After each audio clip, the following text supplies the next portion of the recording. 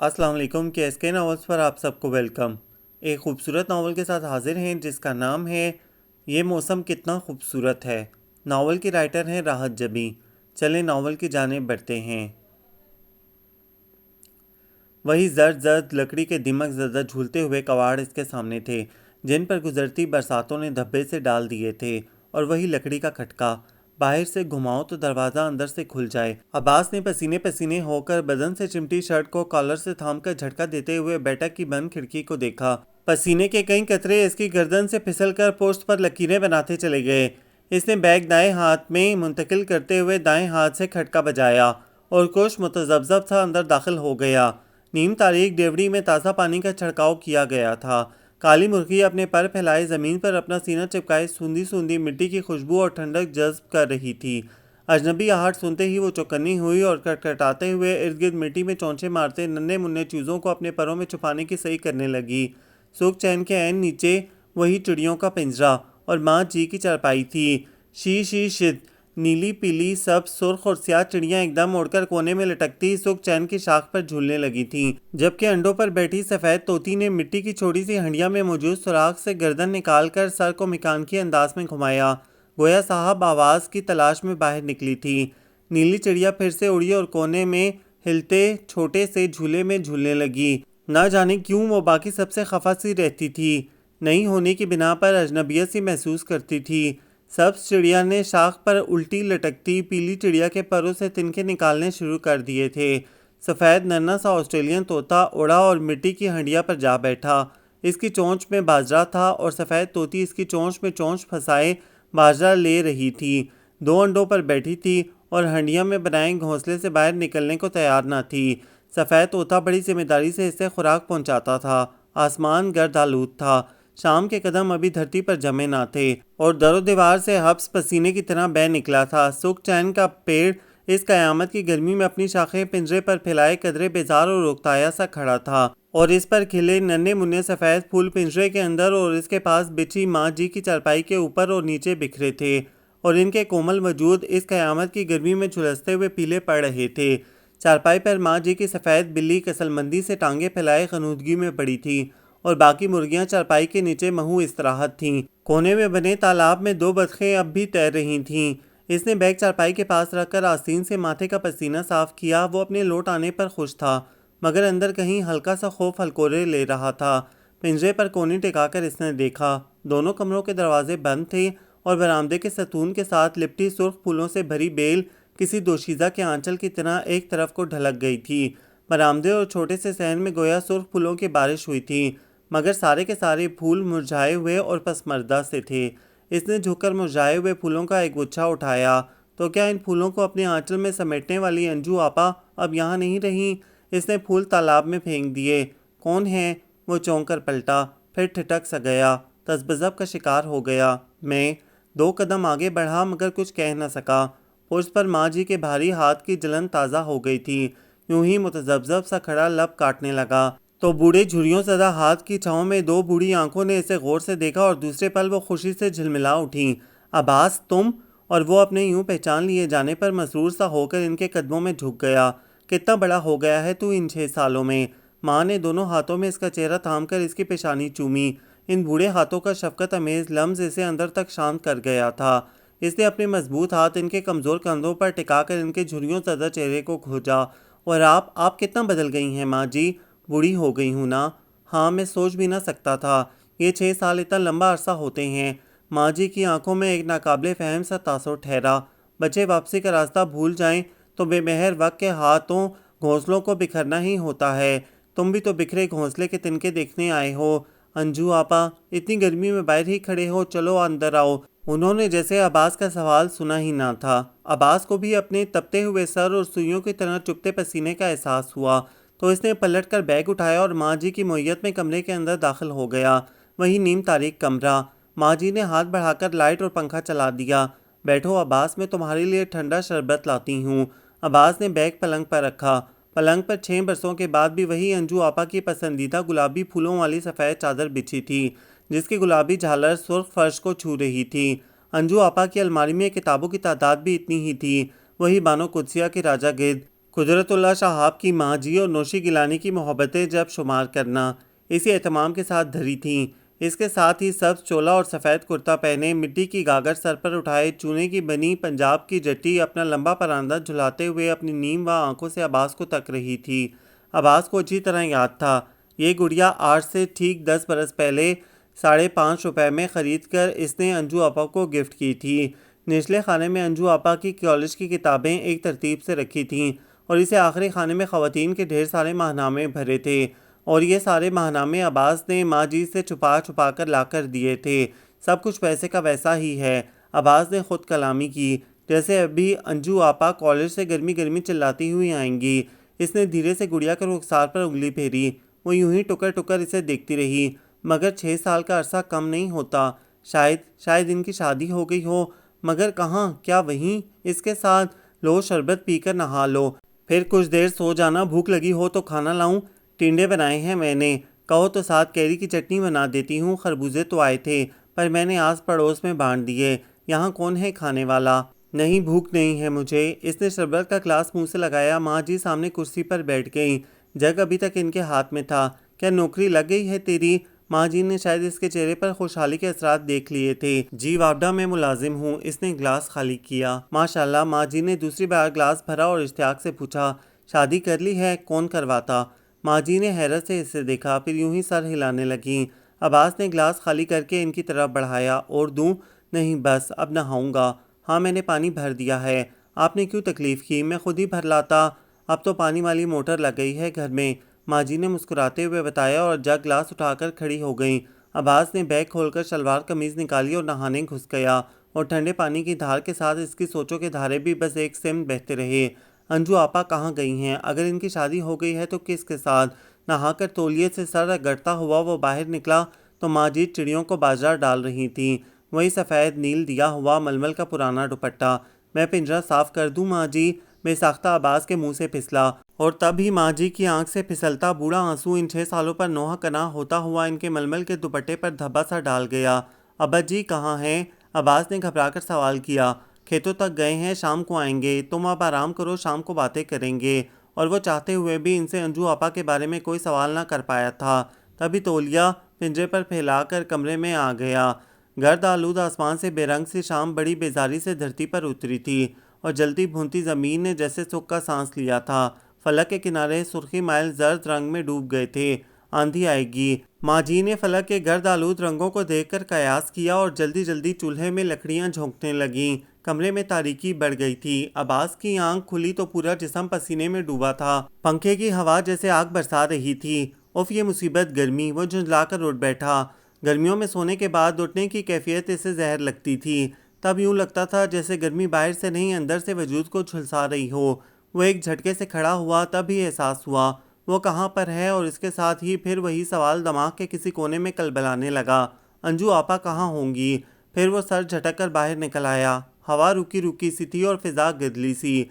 अंजू आपा को ये मौसम कितना बुरा लगता था। अभी वो सफाई करती, दूसरे पल आंधी इनकी सारी सफाई का सत्यानाश मार देती। बरामदे, कमरे, पलंग की चादरें, इनकी किताबें और वो छोटा सा रेडियो, सब गर्द गर्द हो जाता था। तभी अब्बास को ख्याल आया, इसने कमरे में रेडियो नहीं देखा था और ना ही अलमारी के ऐन ऊपर रखी इनकी तस्वीर, जिसमें वो 2 चोटियां किए माँ जी की बिल्ली गोद में उठाए मुस्कुरा रही थीं। हैं, ये अब्बास है? कैसा बड़ा हो गया है खाला, इतना सूखा सड़ा सा तो होता था। तहैयर भरी आवाज़ पर वो चौंका। वो शबनम थी, अंजू आपा की पक्की सहेली, जिसे वो गुस्से में शब्बो कब्बो कहा करता था। वो अब भी वैसी की वैसी थी, लापरवाह सी, बस थोड़ी मोटी हो गई थी और गोद में एक बच्चे का इजाफा हो गया था, जिसे वो लापरवाही से अपने बाजू पर लटकाए चारपाई पर बैठी थी और बच्चा इसके दुपट्टे के साथ लटकता फनता अपने मुंह में डाले चबा रहा था। क्या हाल है शब्बो, लगता है तुम्हारी शादी हो गई है। अब्बास ने हाथ मारकर पिंजरे में आराम से बैठे तोते चिड़ियों को उड़ाया। बड़े कमीने हो तुम। अब तो बाजी आपा कह दो, अब तो मेरी शादी हो गई है। शादी के बाद क्या बंदा मोतबर व मोहतरम हो जाता है? लगता ही ना था कि वो इससे 6 साल बाद मिल रहा है। वैसे के वैसे ही हो। शबनम ने धमोका जड़कर बच्चे के मुंह से फन्ना छुड़ाया। ये बताओ कहाँ भाग निकले थे? 6 साल तक पलट कर खबर ही न ली। अंजुम की शादी पर भी नहीं आए। वो बहुत याद करती थी तुम्हें। तो गोया अंजू आपा की शादी हो गई, मगर किससे? मगर तुम रहे कहाँ इतना अरसा? कोई नौकरी वोकरी या शादी वादी भी की या नहीं? ये तुम्हारा बच्चा है? वो इसके सवाल यकसर नजरअंदाज करके बच्चे की नाक खींचते हुए बोला। बच्चे ने जोर लगाकर नाक चढ़ाई और माँ के आंचल में मुंह छुपाने लगा। और क्या तुम्हारी है? शबनम ने खफा से लहजे में कहा। बेटी है या एक बेटा भी है इससे बड़ा? शादी किससे हुई थी तुम्हारी? वो मेरी पिंडी वाली खाला नहीं है, वही जो आते हुए हमेशा अखरोट और सूखी खुबानियाँ लेकर आती थी इसके बड़े बेटे से। इधर कराची नीवी में होता है और तुम यहाँ? वो पिंजरे पर बिखरे सुख चैन के फूल इकट्ठे कर रहा था। नहीं, अभी 2 दिन तो हुए हैं मुझे आए हुए। इधर क्वार्टर मिला है हमें, शबनम ने बताया और दुपट्टे से बच्ची की नाक रगड़ने लगी। अंजू आपा से मिली हो कभी? वो फौरन मगर आहिस्तगी से असल सवाल की तरफ आया। साथ ही बड़े ध्यान से शबनम का चेहरा खोजा। कहाँ? मैं आती हूँ कभी 1-2 साल बाद, बस खैरियत ही पता चलती है। वैसे सुना है कम कम ही आती है। वो अपनी बच्ची में मगन थी। वैसे अब्बास, अंजुम निकली बड़ी खुशकिस्मत। कैसे उठ गए पुत्र? माँ जी ऊपर से अंडे लेकर उतरी थीं। शबनम का जुमला अधूरा रह गया। इसने बच्ची को कंधे से लगाया। अच्छा खाला, मैं अब चलती हूँ। अरे कुछ देर तो बैठो। नहीं खाला, फिर आऊँगी। मुन्ना सोया था, उठ गया तो अम्मी को तंग करेगा। फिर वो अब्बास की तरफ पलटी। मैं तुम्हारे लिए खीर बनाकर भिजवाऊंगी, तुम्हें पसंद है ना? अब्बास मुस्कुरा दिया। अगर वो इन लोगों को याद करता था तो भूले तो वो लोग भी नहीं थे। शबनम चली गई। अब्बास ने पलट कर देखा। अम्मा चूल्हे पर हंडियाँ चढ़ा रही थीं। तुम्हारे लिए अंडों का सालन बना देती हूँ, टिंडे तो तुम खाते ही नहीं थे। अब्बास के हलक में फंदा सा पड़ गया। फिर सर झुकाकर बोला, अब तो सब कुछ खा लेता हूँ माँ जी। उन्होंने सर उठाकर एक नज़र इसे देखा, फिर चूल्हे में फूंके मारने लगी। अब्बास यूं ही खड़ा इधर उधर देखने लगा। फिर इसने सुख चैन के फूलों से भरी चारपाई को झाड़ा और खींच कर सहन के वस्त में बिछा दी। बरामदे में खड़ी दूसरी चारपाई भी बिछाकर इसने पानी वाला पंखा सीधा किया। फिर मोटर चलाकर इसने 2 बाल्टियां भरकर पंखे में डाली। घड़ोंची पर धरे दोनों घड़ों पर गर्द की हल्की सी तह जम गई थी। दोनों घड़े उठाकर खरे में आ गया। इसे याद आया, अंजू आपा हर शाम घड़ों का ठंडा पानी गिराए बगैर इन्हें अच्छी तरह धोकर घड़ोंची पर रखती थीं। फिर इन पर रखे मिट्टी के प्यालों में पानी भरकर कितनी ही अधखुली मुंह बंद कलियां रात को इनमें रख देती थीं और सुबह वो कलियां खिल जाती तो कॉलेज जाने से कबल इनके हार बनाकर घड़े के गलों में डाल जाती थीं। अब्बास ने पलट कर देखा। कलियों के वो पौधे अब कहीं नहीं थे। इसे धीरे धीरे तब्दीली का एहसास होने लगा। वो छोटा रेडियो, अंजू आपा की तस्वीर, कलियों के पर्दे और ख़ुद अंजू आपा और प्याज बिखारते हुए माँ जी सोच रही थीं। कुछ भी तो नहीं भूला है, सब कुछ याद है इसे। 6 साल न जाने कहाँ कहाँ के धक्के खाए होंगे। इस बेचारे का कसूर भी क्या था जब अपना सिक्का ही खोटा था। नेक बख्त जरा जल्दी कर लो, आज तो आंधी आई ही आए। अब्बा जी कहते हुए अंदर आए। वही सफ़ेद चादर, मलमल का कुर्ता, कंधे पर साफा और हाथ में पकड़ी स्टील की छोटी बाल्टी में झांकते सुर्ख सुर्ख टमाटर। अब्बा जी दरबार से बाबा जी अब भी आपको टमाटर देने आते हैं। वो उठकर खड़ा हो गया। अब्बास तुम? अब्बा जी छिटके, फिर भड़कर इसे गले से लगा लिया। कहाँ गए थे? कभी खैर खबर भी नहीं दी। बस अब आ गया हूँ। वो जब से मुस्कुराया। बस भाई आज अब्बास की खुशी में हमें भी जर्दा खिला दो, अब्बा जी ने खुशदिली से कहा। मैंने पहले ही चावल भिगो दिए हैं। माँ जी हंस दी थीं और जब वो रोटियां पका रही थीं, जब पूर्वी दीवार के अकब से आंधी उठी और सब कुछ अपनी लपेट में ले गई, अब्बास ने तेज़ी से सब कुछ समेट कर कमरे में पहुंचा दिया। अब्बा जी चारपाइयाँ खींचकर बरामदे में करने लगे। माँ जी ने पानी डालकर उड़ती हुई चिंगारियों को काबू किया और चूल्हे पर तवा ऊंधा डालकर अंदर आ गईं। लो, अभी तो बस 2 रोटियां पकाई थीं। खैर है, मैंने तो वैसे भी रोटी नहीं खानी थी। इस मौसम में काम ज़रा जल्दी समेट लिया करो। तुम्हारी जर्दे की फरमाइश ने देर करवा दी थी। माँ जी चिढ़ गईं। अब्बा जी ने पलटकर अब्बास की तरफ देखा और हंसने लगे। चावल तो पहले से भिगो कर रखे थे। अच्छा ठीक है, शबनम ने खीर भी भिजवा दी थी। अब्बास के लिए रख छोड़ो, अब्बा जी ने कहा और आंधी का शोर सुनने लगे। परिंदे सहम गए थे और सुख चैन के पत्ते शोर मचा रहे थे। हवा की शोरेदा सरी बढ़ती जा रही थी। तभी लाइट चली गई। लो, ये एक और मुसीबत। माँ जी बड़बड़ाते हुए लालटेन ढूंढने लगी। लगता है बारिश भी होगी, अब्बा जी ने कयास राई की। आंधियों का मौसम है, बारिश नहीं होगी। कमरे में लालटेन की मलगिजी सी रोशनी बिखरने लगी थी। अब्बास सोच रहा था, अंजू आपा को क्या अब भी इस मौसम से खौफ आता होगा? रात के वक्त आने वाली आंधी जितनी बुरी लगती थी, बारिश इतनी ही ज़्यादा अट्रैक्ट करती थी। कभी कभी वो एकदम चुप होकर कहती थी, अब्बास सुनो, बारिश की जलतरंग, जैसे पायल छन छन करती हो, जैसे किलकिल करते झरने में कांसी की गागरें छन छन बजती हों। और अब्बास मुंतज़िर ही रहा, मगर बादल हवा के रथ पर सवार दूर देश को निकल गए थे। सुबह आंधी अपने असरात छोड़कर गई थी। हर तरफ गर्द ही गर्द थी। सहन में कचरा, घरों से आए आवारा शॉपर आज़ादाना तौर पर घूम रहे थे। सुर्ख फूलों की बेल सहन में बिखरी पड़ी थी और टूटे हुए फूल इधर उधर ढेर की तरह पड़े थे। छोटे से तालाब का पानी मिट्टी मिट्टी हो रहा था और बतखें इसके इर्द गिर्द कै कै करती फिर रही थीं। माँ जी ने लंबी झाड़ू संभाल ली। अब्बास इनका हाथ बटाने लगा। पानी की मोटी धार में मिट्टी खुल मिलकर नाली में जा रही थी। दोनों ने मिलकर सहन, बरामदे और कमरे सब धो डाला। नीचे पड़ी बेल को सीधा करके इसने सतून से बांध दिया। अब्बा जी तो सुबह ही लस्सी पीकर घर से निकल गए थे। अब्बास और माँ जी ने रात के बचे जर्दे पर दही डालकर नाश्ता कर लिया। हमसायों का एंटीना इनके घर लटक रहा था और उनका 8 साला लड़का एंटीना खींचने के साथ साथ कदरे हैरत से अब्बास को देख रहा था। तभी शबो आ गई। तोबा कैसी गजब की आंधी थी। बेल से टूटी हुई शाखें अलग करते अब्बास ने पलट कर देखा। वो खाली हाथ थी। आज मुन्नी को भी सुला आई हो? हाँ, सो रहे हैं दोनों। रात आंधी के डर से दोनों मेरी गोद में घुसे रहे थे। सुबह के करीब तो आंख लगी थी। खाला किधर हैं? इसने इधर उधर देखा। अपनी मुर्गियों की खैरियत दरियाफ्त करने गई हैं। कहीं रात उड़ तो नहीं गई? अब्बास हंस दिया था। हाँ, अंजू के बाद खाला ने खुद को इन्हीं चीज़ों से बहलाया था। अब्बास ठिठक गया। इसने सीढ़ियों की तरफ देखा। अभी माँ जी के आने का कोई इम्कान नहीं था और इसे मालूम था वो माँ जी से कभी पूछ ना पाएगा और शायद वो खुद कभी बताए ना। वो शबनम की तरफ पलटा। एक बात तो बताओ शब्बो, पूछो, अंजू आपा की शादी किससे हुई है? हैं, तुम्हें खाला ने बताया नहीं? शबनम ने ताज्जुब से इसे देखा। वो तो अंजू आपा का नाम भी नहीं लेती। मैंने इनके बारे में पूछा मगर वो बात ही बदल गई। तुम बताओ ना शब्बो। आओ शब्बो। माँ जी अंडे उठाए दीवार का सहारा लिए उतर रही थी। अब्बास ने आगे बढ़कर अंडे पकड़ लिए। शब्बो रात की आंधी से मोहल्ले में होने वाले नुकसानात गिनवाने लगी और बात फिर से अधूरी रह गई। अब्बास अंडे किचन में रख कर आया तो मौजू गुफ्तगू बच्चों को लगाए जाने वाले हिफाजती टीके थे। अब्बास बेजार सा पलटा। तभी शब्बो ने बात अधूरी छोड़कर इसकी तरफ देखा।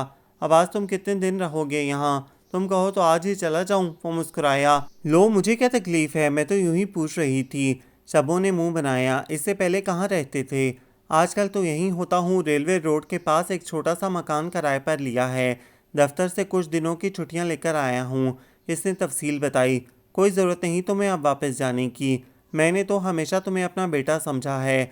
माँ जी खफगी से बोली थी। अब्बास ने सर उठाकर इन्हें अकीदत से देखा। माँ का चेहरा तो मुझे याद भी नहीं। सोचूं तो आपका चेहरा सामने आता है। माँ समझते तो यूं घर से ना भागते। कोई बच्चा माँ से मार खाकर यूं घर से नहीं भागता। भाग जाए तो भी शाम को घर लौटता है। तुम्हारी तरह 6 साल बाद खबर लेने नहीं आता। माँ जी का लहजा भीग सा गया था। अब आ गया हूँ ना, अब नहीं जाऊँगा। ये बताओ, शादी कर ली है तुमने? अभी तो नहीं की, अब करूँगा। वो मुस्कुराया। कोई लड़की नज़र में है? शब्बों के लहजे में इश्तियाक दर आया। हाँ है तो। वो कान खुजाते हुए बोला। निगाहों में समरा का नोखेस कोमल सरापा घूम गया था जबकि शब्बो तेज़ी से सीधी हुई। कौन है वो? लड़की ही है। शब्बो इसे घूर कर रह गई। तभी मोहल्ले का एक बच्चा भागता हुआ आया। बाजी खाला कहती हैं मुन्ना उठ गया है, जल्दी घर आओ। हक हा। इसने माथे पर हाथ मारा। फिर जल्दी से अब्बास की तरफ देखते हुए बोली, जल्दी से बताओ ना, मुन्ना रो रहा है। इसने याद दहानी करवाई। गोया बताना नहीं चाहता था। शबनम जलकर खड़ी हो गई। तो तुम्हें क्या तकलीफ़ है? तुम्हारा तो नहीं रो रहा। वो हंस दिया और फिर सोचने लगा। इस इतवार को समरा से मिलने ज़रूर जाएगा। क्या करती है वो? माँ जी पूछ रही थीं। पढ़ती है माँ जी। देखने में कैसी है? माँ जी ने इश्तियाक से पूछा। अच्छी है माँ जी, आपको पसंद आएगी और अगर नहीं तो मैं इससे शादी नहीं करूँगा। और माँ जी दोनों हाथों में इसका चेहरा थाम कर आबदीदा हो गईं। तूने मुझे वो मान दिया है बच्चे जो अपनी औलाद भी ना दे सकी। भला मुझे तेरी पसंद पर क्या एतराज़ हो सकता है? माँ जी, अंजू आपा? अब्बास ने पूछना चाहा। माँ जी ने तेज़ी से इसकी बात काटी। छोड़ इसको, अब मुझे वो याद नहीं आती। इनका लहजा इनके झूठ की चुगली खा रहा था और अब्बास पूछ भी ना सका कि अगर वो याद नहीं आती तो ये बूढ़ी आंखें कौन सा दुख रोती रहती हैं। और इससे कबल के वो वाकई ये सवाल कर देता वो खड़ी हो गई। ये बता दोपहर में क्या खाएगा? अच्छा, मैं तेरे लिए कीमा भून दूंगी, तुझे बहुत पसंद है ना? और अब्बास ने यूं ही सर हिला दिया था। आप? इसकी आंखों में खूबसूरत जज्बे सावन की घटा की तरह उमड़ आए थे मगर दूसरे पल खफगी की खुशाफ्ता आंधी इन जज्बों पर बेअतनाई और लापरवाही की गर्द डाल गए थे। अम्मी तो घर पर नहीं हैं। अम्मी से मिलने कौन आया है? वो इसके खफा से चेहरे पर एक भरपूर निगाह डालकर मुस्कुराया। तो फिर किससे मिलने आए हैं? दोनों हाथों से दरवाज़ा थामे रास्ता रोके खड़ी थी। यहाँ मेरी होने वाली मंगेतर रहती है इससे। वो इसकी कलाई में पड़ी सुर्ख कांच की चूड़ियों पर उंगली मारकर हंसा था। इसने दोनों हाथ पुष्प पर बांधकर सर तापा इससे देखा। जब वो आपके मंगेतर हो जाएगी तब आइएगा। इसने खट से दरवाज़ा बंद किया। अब्बास ने इसी तरह दरवाज़ा खोला और अंदर दाखिल हो गया। अब इतना इंतज़ार कौन करे? ओफ़ो, आप, वो झंझला कर पलटी। बहुत अच्छे हैं। अब्बास ने तेज़ी व शौक़ी से जुमला मुकम्मल किया। मुंह धो रखिए। नहा कर आया हूँ यार, वो मुंह पर हाथ फेर कर आराम से बोला था। आइए। इसने मजबूरन ड्राइंग रूम का दरवाज़ा खोला था। आप हमेशा अम्मी की गैर मौजूदगी में क्यों आते हैं? आज तो महज इत्तेफाक है। मैं हमेशा की बात कर रही हूँ। वो ज़ोर देकर बोली। मजबूरी है। तुम दरवाज़ा हमेशा इनकी गैर मौजूदगी में खोलती हो, वरना तो झलक भी नहीं दिखाती हो। और मैं यहाँ सिर्फ तुम्हारी अम्मी से मिलने नहीं आता हूँ। वैसे क्या तुम खाला को बताती हो मेरे आने के बारे में? तौबा करें, वो तो साफ मना कर देंगी। यही कहेंगी कि आपको इनकी गैर मौजूदगी में बाहर ही से लौटा दिया करूं। इन्हें मुझ पर एतमाद नहीं क्या? वो कदरे संजीदगी से पूछने लगा था। ये बात नहीं, मगर वो कहती हैं लड़कियों को एहतियात करनी चाहिए, तो तुम एहतियात क्यों नहीं करती? अब्बास ने आगे होकर इसका चेहरा खोजा। इसने पलके झुकाकर रुख बदल लिया। अब्बास मुस्कुरा दिया, गोया हम दोनों ही चोर हैं। जी नहीं, सिर्फ आप हैं, इसने बेसाख्ता कहा। इससे कबल के वो कोई जवाब देता फ़ौरन बोल उठी। मैं शरबत लाती हूँ। शुक्र है तुम्हें ख्याल तो आया। वो कुर्सी की पुर्श से टेक लगाकर कदरे आराम से बैठा। वो शरबत लेकर आई तो अब्बास आंखें मूंदे चुपचाप बैठा था। क्या सोच रहे हैं? तुम्हारे सिवा किसी और को सोचूं इस काबिल छोड़ा है तुमने मुझे। आप तो बस। शर्माहट अमेज खफगी से इसे घूर कर इसने ग्लास इसकी तरफ बढ़ाया। आप गायब कहाँ थे इतने दिनों से? वो इसके सामने कालीन पर बैठ गई। पिछले इतवार को आया तो था। मैं आपके घर गई थी, वहाँ ताला लगा था। तुम मेरे घर गई थी? वो हद दर्जे हैरत से सीधा हुआ था। किसी खुशफहमी का शिकार मत हो। अम्मी ने न्याज दिलाई थी तो मैं खीर देने गई थी। मैं खुशफहमी का शिकार क्यों ना हूँ? अम्मा यहाँ मुझसे मिलने से मना करती हैं और वहाँ तुम्हें खीर देकर भेज देती हैं। बहुत खूब। वो बेवकूफ़ नहीं था। समरा की आंखों में छलकते अपने लिए जज्बों और बेताबी को अच्छी तरह महसूस कर सकता था। आप तो बात पकड़ते हैं। मैं कौन सा अंदर आती? बाहर से ही प्लेट पकड़ा कर आ जाती। अम्मा को पता भी न चलता। वो मासूमियत में राज अफशा कर गई थी। अब्बास का कहका बेसाख्ता था। तो चोर हम ही नहीं, आप भी हैं। कोई नहीं, वो जुज़बुज़ होकर होठ काटने लगी। हाँ, लड़कियां खुलती हैं भला। कितनी लड़कियों का तजुर्बा है? अपने खिफ्त मिटाने को वो पूछने लगी। एक ही काफ़ी है, अब्बास बरजस्ता बोला। कौन जाने क्या करते हैं सारा दिन? फ्लर्ट करता हूँ और बीबी माँ जी के घर शिफ्ट हो गया हूँ। मैं कुछ दिन इधर ही रहूँगा। हैं अंजू आपा से मिले? वो इनसे गायबाना तारुफ हासिल कर चुकी थी। नहीं, इनकी शादी हो गई है। किसके साथ? अब्बास ने इसे मुख्तसरन बता रखा था। मालूम नहीं। वो एक गहरी सांस खींच कर रह गया। आपने पूछा भी नहीं? नहीं, एक नामालूम सा खौफ घेर लेता है। मुजरिम सा समझने लगता हूँ खुद को। मगर क्यों? इसमें आपका तो कोई कसूर ना था। एक मैट्रिक क्लास का बच्चा नहीं होता है मैट्रिक का स्टूडेंट। हकीकत का दुरुस्त तज्जिया करने के काबिल ना भी हो तब भी हकीकत का अदराक तो होता है इसे। जानती हो समरा, मैं माँ जी से आंख मिलाकर बात नहीं कर सकता। मुझे लगता है जैसे वो मुझसे पूछती हैं। अब्बास, अगर अंजू तुम्हारी हकीकी आपा होती तो क्या तुम तब भी यूं ही इसके साथ करते? मैंने ठीक तो नहीं किया आपा के साथ? एहसास जुर्म से चूर लहजा समरा तड़प उठी। तो फिर आप वापस क्यों गए हैं? तुम्हारी वजह से। वो मुजमहल सा मुस्कुराया। खाला ने कहा था मैं तुम्हारे लिए किसी बड़े को लाऊं। वो कुछ लम्हे खामोशी से ग्लास के किनारे पर उंगली फेरता रहा।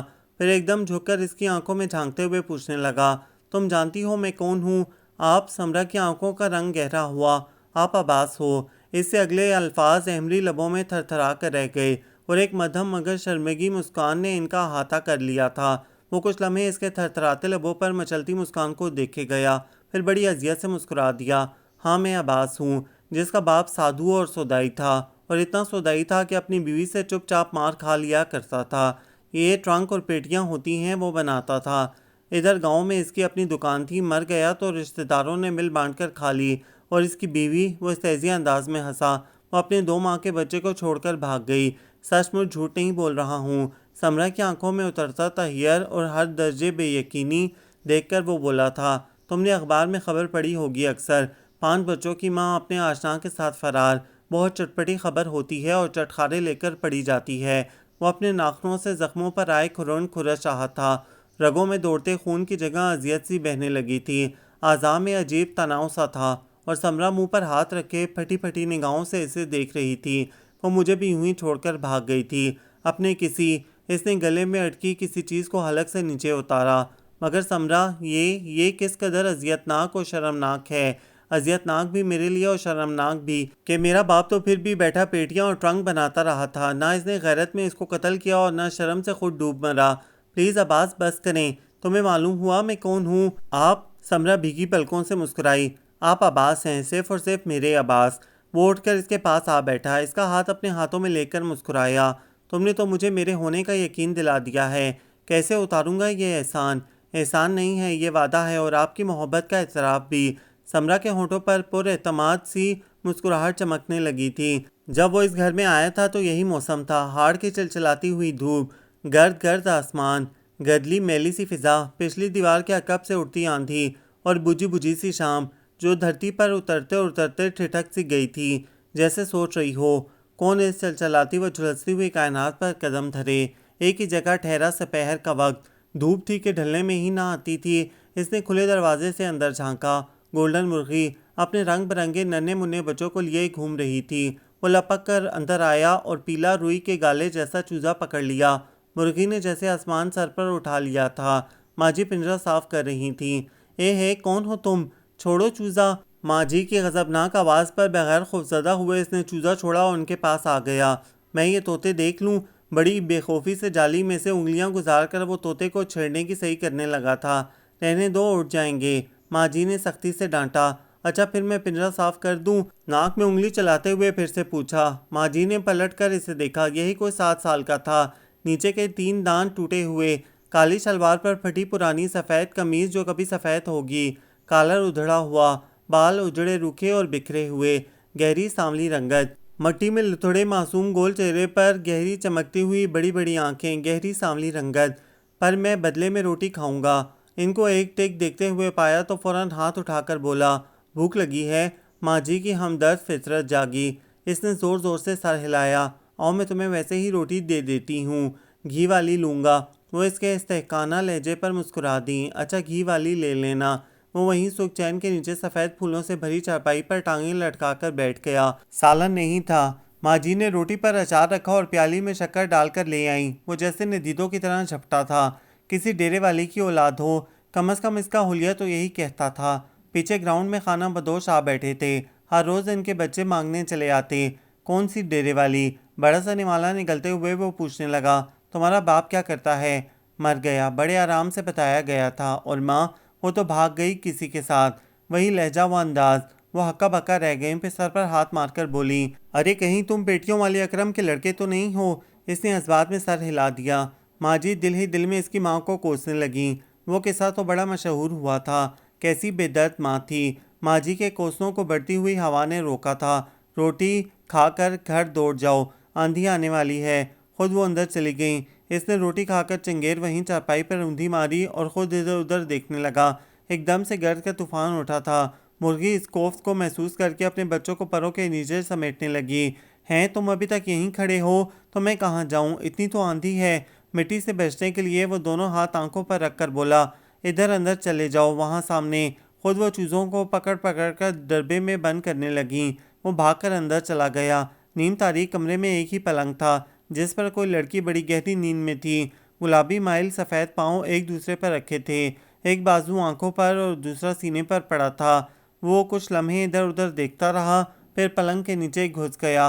अंजुम, अंजुम उठो, ऊपर से कपड़े उतार लाओ, सब मिट्टी मिट्टी हो जाएंगे। मुझे तो ख्याल ही नहीं रहा। ए अंजुम। पलंग चरचराया। आंधी की शिद्दत में इजाफा हुआ। दरवाजे खिड़कियां बज उठे। वो एक झटके से उठ बैठी। उफ, फिर आंधी। दांत कचकचा कर वो बोली।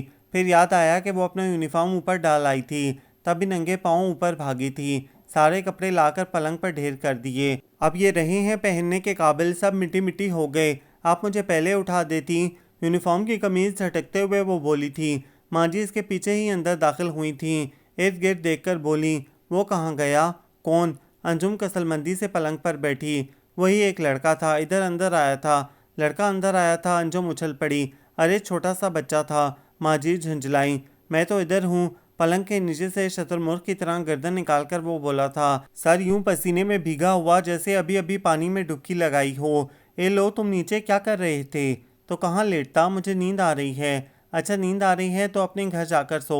अंजुम नागवारी से बोली, मैं तो इधर ही सोऊंगा, बड़े धड़ल्ले से वो बोला था। अच्छा इधर ही सो जाओ पलंग के ऊपर। यतीम बच्चा, फिर माँ जी का नरम दिल, कुछ खौफ खुदा भी मानिया था। माँ जी इतना गंदा है वो, सारी चादर खराब हो जाएगी। अंजुम ने एहतजाज किया। अच्छा फिर इधर नीचे चादर बिछा दो। मगर वो यूं ही फर्श पर दराज हो गया। ठंडा फर्श था। जब तक अंजुम ढूंढ ढांड कर चादर लाई वो सो चुका था। अगले दिन वो फिर आ टपका। अंजुम के मैट्रिक के पेपर होने वाले थे। वो छत पर बैठी पढ़ रही थी। अम्मा के पास खाला सकीना 3 मुर्गियां बगल में दाबे बैठी थीं। बहुत सस्ती हैं, वो तो आमना बेचारी को ज़रूरत थी इसलिए बेच रही थी। अम्मा जी बगौर मुर्गियों का मुआयना कर रही थीं। ये तुम यहाँ क्या कर रही हो? वो बड़ी बदतमीज़ी से बोला था। अपने घर जाओ। क्यों, ये तुम्हारे बाप का घर है? खाला सकीना को इसकी बदतमीज़ी एक आंख नहीं भाई थी। तुम इसे घर से बाहर निकालो। अब वो अम्मा से मुखातिब था। ऐसे नहीं बोलते, खाला है तुम्हारी। माँ जी ने नरमी से समझाया। मेरी तो कोई खाला नहीं है। वो पैर पटक कर पिंजरे के सामने जा बैठा। ज़्यादा मुंह ना लगाना, इसको बड़ा बदलिहाज बच्चा है। कल मिट्टी के ढीले उठा उठा कर मेरे घर मार रहा था। तो तमीज़ सिखाए कौन? ना माँ ना बाप। हाँ ये भी सच है, दूर के रिश्तेदारों के घर पड़ा है। कोई पूछे न पूछे, है कोई देखने वाला? खाला सकीना ने भी तासुब से सर हिलाया। अच्छा फिर इन मुर्गियों का क्या करूं? 100 रुपए की एक है, अंडे देती है। हाँ रख लूंगी। माँ जी ने तकिए के नीचे हाथ डालकर बटुआ निकाला और 300 निकालकर खाला सकीना को दे दिए। अच्छा मैं अब चलती हूँ। अंजुम कहाँ है? ऊपर पड़ रही है। अम्मा जी मुर्गियाँ लेकर डब्बे में बंद करने लगीं। फिर बाजरे का लिफाफा उठाकर पिंजरे तक आईं। क्या करने लगी हो तुम? तुम नहीं कहते बेटा, बड़ों को आप कहते हैं, अम्मा जी ने समझाया। अच्छा अच्छा। इसने ज़ोर ज़ोर से सर हिलाया। मैं डाल दूँ? हाँ हाँ डाल दो। अम्मा जी ने मुट्ठी भर बाजरा इसे थमाया। ये सफ़ेद तोती बाहर क्यों नहीं निकलती? इसने अंडा दिया है ये तोती मेरी है ना? हाँ तुम्हारी ही है। अम्मा जी किसी का दिल नहीं तोड़ सकती थी। मैं अंडा देखूंगा। अम्मा ने तोती का पर उठाकर अंडा दिखाया। नन्हा सा सफ़ेद अंडा था। बस इसको छेड़ना नहीं है, इसमें से बच्चा निकलेगा। बच्चा मैं लूँगा। हाँ हाँ तुम ले लेना। रोटी खाओगे? अम्मा जी ने पूछा तो इसने झट से इस बात में सर हिला दिया। फिर अगले कई दिनों तक वो आकर पिंजरे के सामने बैठा रहता कि कब अंडे में से बच्चा निकलेगा।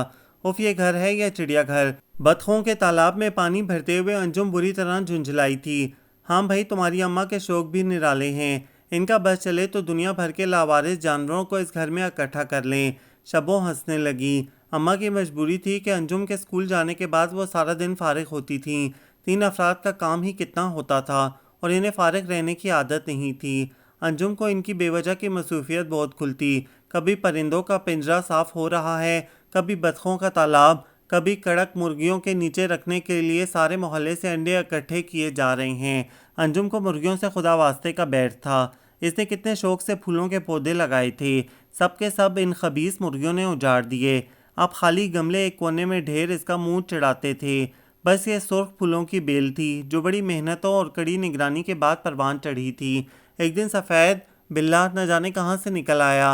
अम्मा ने पिचकारा तो फट से इनकी गोद में सवार हो गया। चंद दिन इसके शरीफाना अंदाज़ो अतवार देखकर अम्मा ने खुशी खुशी अंजू को बताया था। फालतू है, शायद रास्ता भूलकर इधर आ निकला है। वो मुर्गियों को कुछ नहीं कहता था और बर्तन में मुंह नहीं डालता था। अंजुम जुज़बुज़ होकर रह गई। अच्छा है ना, चूहे नहीं आएंगे। अंजुम का मुंह बनता देखकर उन्होंने कहा था, और अब वो बिल्ला इन्हें इतना अजीज हो गया था कि सख्त सर्दी में इनके लिहाफ में घुस जाता था। यही नहीं, वो एक डब्बू भी था, काला कुत्ता, न जाने किसका था, मगर हर शाम दरवाजे पर बैठता। अम्मा इसके लिए भी रोटी ज़रूर बनाती थी या बची कुची रोटी के टुकड़े बचा रखती। और कभी जो अंजुम इसके लिए रोटी बनाना भूल जाए तो अब्बा जी या अम्मा अपने हिस्से की रोटी इसे डाल देते थे। डेवड़ी में एक मोटा रास्ता बटकर अम्मा ने पींग भी डाली थी। मोहल्ले के बच्चे इसी बहाने आ जाते हैं तो मेरा दिल लगा रहता है। अंजुम का खामोश और पुरसुकून माहौल पसंद था और अम्मा को रौनक, हर वक्त चहल पहल सी लगी रहती। बतखों की कै कै, मुर्गियों की कुटकुट और बिल्ले की म्याऊं अंजुम के सर पर हथौड़े की तरह लगती। अब्बा जी की एक अपनी दुनिया थी। पाक पतन रोड पर बाबा महंगे का दरबार था। अब्बा जी इनकी ज़िंदगी में इन्हीं की करामात देकर इनके मुरीद हो गए थे। उन्होंने वफात पाई तो मुरीदों ने मिलकर दरबार बना दिया। अब बाबा जी ने रिटायरमेंट के बाद अपने खेत संभाल लिए थे। वहाँ आम के घने दरख्तों की घनेरी छाया में चारपाई बिछाकर हुक्का गड़गड़ाते रहते और नौकर से अपनी निगरानी में काम करवाते हुए वक्तन फ़वक्तन पैगाम घर भेजते रहते। दरबार से मलंग बाबा आए हैं, खाना भिजवा दो। ये बाबा कुछ दिन यहीं रहेगा। इसके बेटों ने घर से निकाल दिया है। अब ये कुछ दिन आराम से कई महीनों पर मुहित हो जाते। चाय तो सारा दिन चलती थी। पता नहीं खिदमत खल के सारे जज्बे सिर्फ मेरे अम्मा अब्बा में क्यों भरे हैं। भरी दोपहर में उठकर आग जलाना पड़ती तो अंजुम बुरी तरह चिढ़ जाती। और अब ये अब्बास। इसने नागवारी से इस गंदे संदे बच्चे को देखा जो पिंजरे की जाली से नाक चिपकाए सफ़ेद तोती पर नजरें जमाए बैठा था। पता नहीं कब बच्चा निकलेगा। तुम अपने घर क्यों नहीं जाते हो? शबनम को चिढ़ थी इससे। अब्बास ने पलटकर इसे देखा फिर तिनक कर बोला, तुमको क्या है, नहीं जाता? क्यों, तुम्हारे बाप का घर है क्या? हाँ, मेरे बाप का घर है। वो अकड़ कर ढिठाई से बोला। तोबा, कितना बदतमीज़ और तेज़ है। शबनम बड़बड़ा कर रह गई। आपा, अम्मा के बार बार कहने पर वो बमुश्किल अंजुम को आपा कहने पर आमादा हुआ था। ये तुम्हारी सहेली है ना, इसको भेज दो, हम खरबूजे खाएंगे। इसने बड़े आराम से मशवरा दिया था। अंजुम हक्का बक्का रह गई। शबनम को ताव आ गया। तुझे न भेज दूँ लंगूर कहीं के। इसने झट जूता खींच मारा था। वो उछल कर खड़ा हुआ और शब्बो कब्बो के नारे लगाते भाग गया। कैसी उल्टी बातें करता है, न जाने किन लोगों में उठता बैठता है। अंजुम हंसने लगी। इसकी सारी बातें ऐसी ही हैं। इस दिन अम्मा को अब्बा जी के बारे में कह रहा था। ये बाबा सारा दिन वेला फिरता रहता है, इसको दुकान ही खोल दो। शबनम हंस दी। खाला ने सर पर चढ़ा लिया है इसे। माँ जी, माँ जी। अब्बास की पुरजोश आवाज़ पर अम्मा आफ्ता व खिसा लपक कर बाहर आईं। अंजुम स्कूल गई थी और अब्बा जी हस्बे मामूल खेतों पर। क्या हो गया? ये तोती ने बच्चा निकाल लिया है। वो पिंजरे के गिर्द उछल रहा था। तुम्हें कैसे पता चला? देखो, इसने पिंजरे के फर्श की तरफ इशारा किया जहाँ अंडे के छिलके नीचे पड़े थे। माँ जी, मैं देखूंगा बच्चा, वो जिद्दी लहजे में बोला। माँ जी ने तोती को ज़रा पीछे किया। वो चोंच मारने लगी। नीचे सुर गोश्त की बोटी सी पड़ी थी। ये कैसा है? अब्बास मायूस लहजे में बोला। अभी तो छोटा है, फिर इसके सफ़ेद पर निकल आएंगे, बिल्कुल तोती जैसा हो जाएगा। माँ जी ने तसल्ली दी। मगर ये उठती क्यों नहीं है ऊपर से? हवा लग गई तो बच्चा मर जाएगा। ये कुछ दिनों बाद उठेगी जब बच्चे के पर निकल आएंगे। अब अब्बास को एक नया इंतज़ार लाहक हो गया था। कब बच्चे के पर निकलेंगे और वो घोंसले से बाहर निकलेगा। फिर ना बच्चे के पर निकले और ना ही तोती घोंसले से बाहर निकली। 2-3 दिन बाद अम्मा को एहसास हो गया बच्चा तो मर गया है। शायद शदीद गर्मी की ताप न ला सका था। अब्बास पाँव पटक कर रह गया। अम्मा ने तोती को उड़ाना चाहा मगर वो नहीं उड़ी। उन्होंने तोती को पकड़कर बाहर निकाला। बच्चे का जिस्म इसके सीने के बालों से चिमट गया था। इसके बाल काटने पड़ेंगे।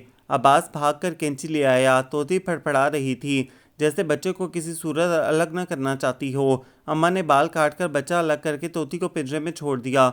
अगला लम्हा इंतहाई हैरत अंगेज व हौलनाक था। वो उड़ी नहीं थी। 2-3 बार फड़फड़ाई और दूसरे पल इसका नन्हा सा सफ़ेद वजूद बेजान हो गया था। अम्मा फटी फटी निगाहों से इसके बेजान वजूद को घूरती रहीं और दूसरे पल इनकी आंखें भीग गईं। पिछले 3 दिनों से वो मुर्दा बच्चे को अपने सीने से लगाए बैठी थी। वो इसका पहला बच्चा था। इसको क्या हुआ? अब्बास ने तहैयर से पूछा। मर गई है, अम्मा ने अफसरदगी से कहा और घुटनों पर हाथ रखकर आहिस्तगी से खड़ी हो गई। इसको उठाकर बाहर फेंक दो। अब्बास कभी बच्चे को देख रहा था, कभी तोती को, और जहन की दीवारों से एक ही सवाल टकरा रहा था, तोती क्यों मर गई? काफ़ी देर बाद अम्मा बाहर निकली थीं। वो यूं ही तपते फर्श पर बैठा तोती के बेजान वजूद को देख रहा था। चूंटियों की एक कतार सी दीवार से उतरकर तोती के सफ़ेद परों में गुम हो रही थी। क्या सोच रहे हो अब्बास? अम्मा जी ने आहिस्तगी से पूछा। अब्बास ने सर उठाकर इनकी तरफ देखा। इसकी बड़ी बड़ी मासूम निगाहों पे सवालिया निशान डोल रहा था और इसका नन्हा दिमाग इस सवाल को हल करने से कासिर था। तोती क्यों मर गई? क्या वो बीमार थी? नहीं, वो माँ थी ना। बच्चे की मौत बर्दाश्त नहीं कर सकी। माँ तो ऐसी ही होती है, बच्चे की ज़रा सी तकलीफ पर तड़प उठने वाली। खुद माँ जी का दिल बहुत असर ले रहा था इस छोटे से वाक़ये का। बच्चा मर गया था तो वो इसे छोड़कर भाग जाती। खुद क्यों मर गई? अब्बास ने जिरा की। अम्मा के दिल पर घूंसा सा लगा। उन्होंने गौर से अब्बास को देखा। नंगे मेले पाँव तपते फर्श पर थे, बिखरे उजड़े बाल, झरझर फटे कपड़े। मगर इसकी मासूम आंखों का इस्तफसार। इनके पास इस सवाल का जवाब नहीं था, मगर वो सवाल का पस मंज़र ज़रूर जान गई थीं। कितने दिनों से वो इनके घर आ रहा था, मगर माँ जी ने शायद पहली बार इसे माँ की नज़र से देखा था। अब्बास बेटा, तुम नहाते नहीं हो? नहाता हूँ नहर पर। कपड़े नहीं बदलते? मेरे पास तो और कपड़े ही नहीं हैं। अब्बास ने मायूसी से सर हिलाया। मैं तेरे लिए नए कपड़े बनवाऊंगी। उन्होंने प्यार से इसके सर पर हाथ फेरा, फिर ज़ेरे लब बड़बड़ा कर रह गईं। कैसी कर्मों जली थी वो औरत, ऐसा फूल सा बच्चा छोड़कर भाग गई। और शाम ही को अब्बा जी से कहकर उन्होंने कुर्ते शलवार का कपड़ा मंगाया। अंजुम से कहकर स्टोर रूम से मशीन निकलवा कर साफ़ की। अब्बास तमाम वक्त इनके पास बैठा रहा। धागा टूट जाता तो धागा डाल देता, फिरकी ख़त्म हो जाती तो वो भर देता। शाम तक इसका कुर्ता शलवार तैयार था। अम्मा जी ने नहला धुलाकर सर पर तेल की मालिश की और बाल बनाकर वो बादामी कुर्ता पहना दिया। अब्बास खुशी खुशी अब्बा जी को दिखाने खेतों पर भाग गया, वहां से शबनम के घर और फिर अपने घर जहां वो रहता था। लो भाई, इसके नए कपड़ों का हशर देखो जरा, अब्बा जी ने बाहर जाते जाते पुकार कर कहा था। अम्मा जी ने पलट कर देखा, फिर अपना सर पीट लिया। आस्तीन फटकर बगल तक गई थी, गिरबान पीठ तक, शलवार का एक पांचा ही गायब था। ये क्या हशर किया है तुमने? लड़ाई हो गई थी, वो सर झटक कर बोला। मैं अंडे उठा लाऊं? वो फौरन ऊपर भाग गया था। आप भी किस जानवर को सुधारने की कोशिश कर रही हैं अम्मा जी? शबनम ने कहा तो वो एक तवील सांस लेकर रह गई। बस बेटी, मुझे लगता है कुदरत ने बेसबब इसे यहाँ नहीं भेजा। अपनी सी कोशिश तो करूँगी, आगे अल्लाह मालिक। तुम भी ज़रा नरमी और प्यार से बात किया करो। मैंने देखा है, ज़रा सख्ती से बात करो तो वो डर जाता है या हठधर्मी पर उतर आता है। प्यार के दो मीठे बोल तो दुश्मन को ज़ेर कर देते हैं। ये तो नन्हा सा बच्चा है। अंजुम सर हिलाकर आ गई। ज़रा सी देर में वो झोली भरकर अंडे ले आया। अम्मा अम्मा देखो कितने अंडे, एक मैं लूँगा। आज रोटी नहीं खाओगे? नहीं, वो हकीम के घर चावल पके थे, इधर से खा आया हूँ। वो यूं ही इधर उधर से पेट भर लिया करता था। अब्बास बेटा, अम्मा ने प्यार से इसे साथ लगाया था। आइंदा से तुम जो कहोगे मैं घर में पका दिया करूँगी, पर तुमने यूं जगह जगह से मांग कर कुछ नहीं खाना। उन्होंने पहली बार इसे इज्जत नफ्स का सबक पढ़ाया था। अब्बास ने बेयकीनी से इन्हें देखा। जो मैं कहूँगा वो पका कर दोगी तुम? हाँ, पका कर दूंगी अगर तुम मुझे अम्मा कहोगे। अम्मा तो कहता हूँ। वो झीम सा गया था। इस दिन के बाद अम्मा इसका हद से ज़्यादा ख्याल रखने लगी थी। अंजुम का रवैया भी बदल गया था। वो भी अक्सर स्कूल से वापसी पर इसके लिए टॉफ़ियाँ या बिस्किट लाती थी। अब्बास का नन्हा सा दिल मोहब्बत की फवार में भीकर सा शार हो गया। वो बदतमीज़ी करता, हठधर्मी से पेश आता, अम्मा जी नज़रअंदाज कर देती। अभी वो सिर्फ इसके गिर्द मोहब्बत की नादीदा जंजीरें डाल रही थीं, सिर्फ इसकी मानती थीं। जब इनका प्यार अब्बास के लिए ज़रूरी हो जाता तब अपनी मनवाने की बारी आनी थी। नेकबख्त, ये तो चैलेंज है तुम्हारे लिए, अब्बा जी कहते वो मुस्कुरा देती। मुझे 1 रुपया दे, मैंने कुल्फ़ी खानी है। पहले मुझे 10 तक गिनती सुनाओ, फिर दूंगी। मैं नहीं सुनाता, फिर मैं भी रुपया नहीं दूंगी। अम्मा जी, आपा मुझे रुपया नहीं देती। वो पैर पटक कर अम्मा के पास भागता। जल्दी से आपा को गिनती सुना कर आओ, फिर मैं 2 रुपए वाली कुल्फ़ी खिलाऊंगी।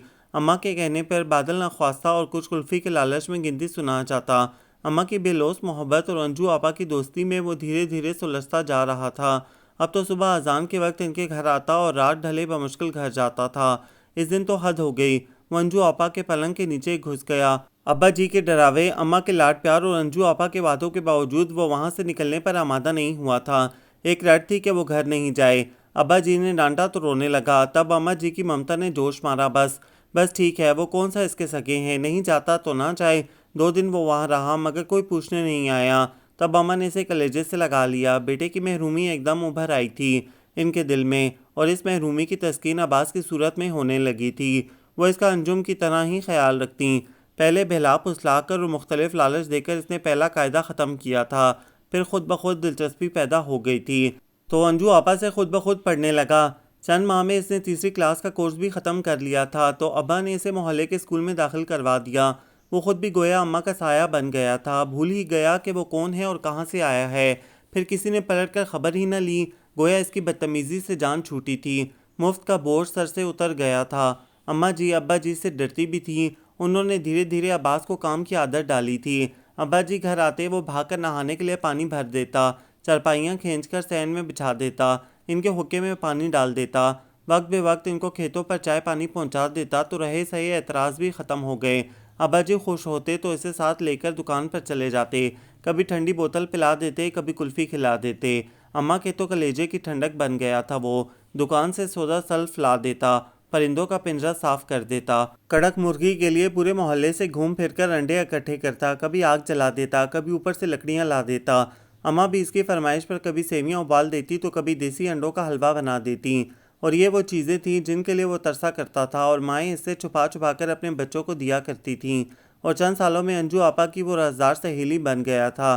सहेली के घर से नावल मंगवाना हो या अम्मा से चोरी दुकान से चूरन चटनी लानी हो या घर के पिछवाड़े लगे आम के दरख्त से कच्ची कैरियाँ तोड़नी हो, वो बंदर की तरह दरख्त पर चढ़ जाता, फिर नेफे में कैरी अड़स कर अंजू आपा को दे आता। वो बदले में कभी पढ़ा देती तो कभी अठन्नी या रुपया इसके हाथ पर रख देती, और वो खुद, इसे लगता वो किसी जन्नत में आ गया है और वो इस जन्नत से किसी सूरत निकलना नहीं चाहता था।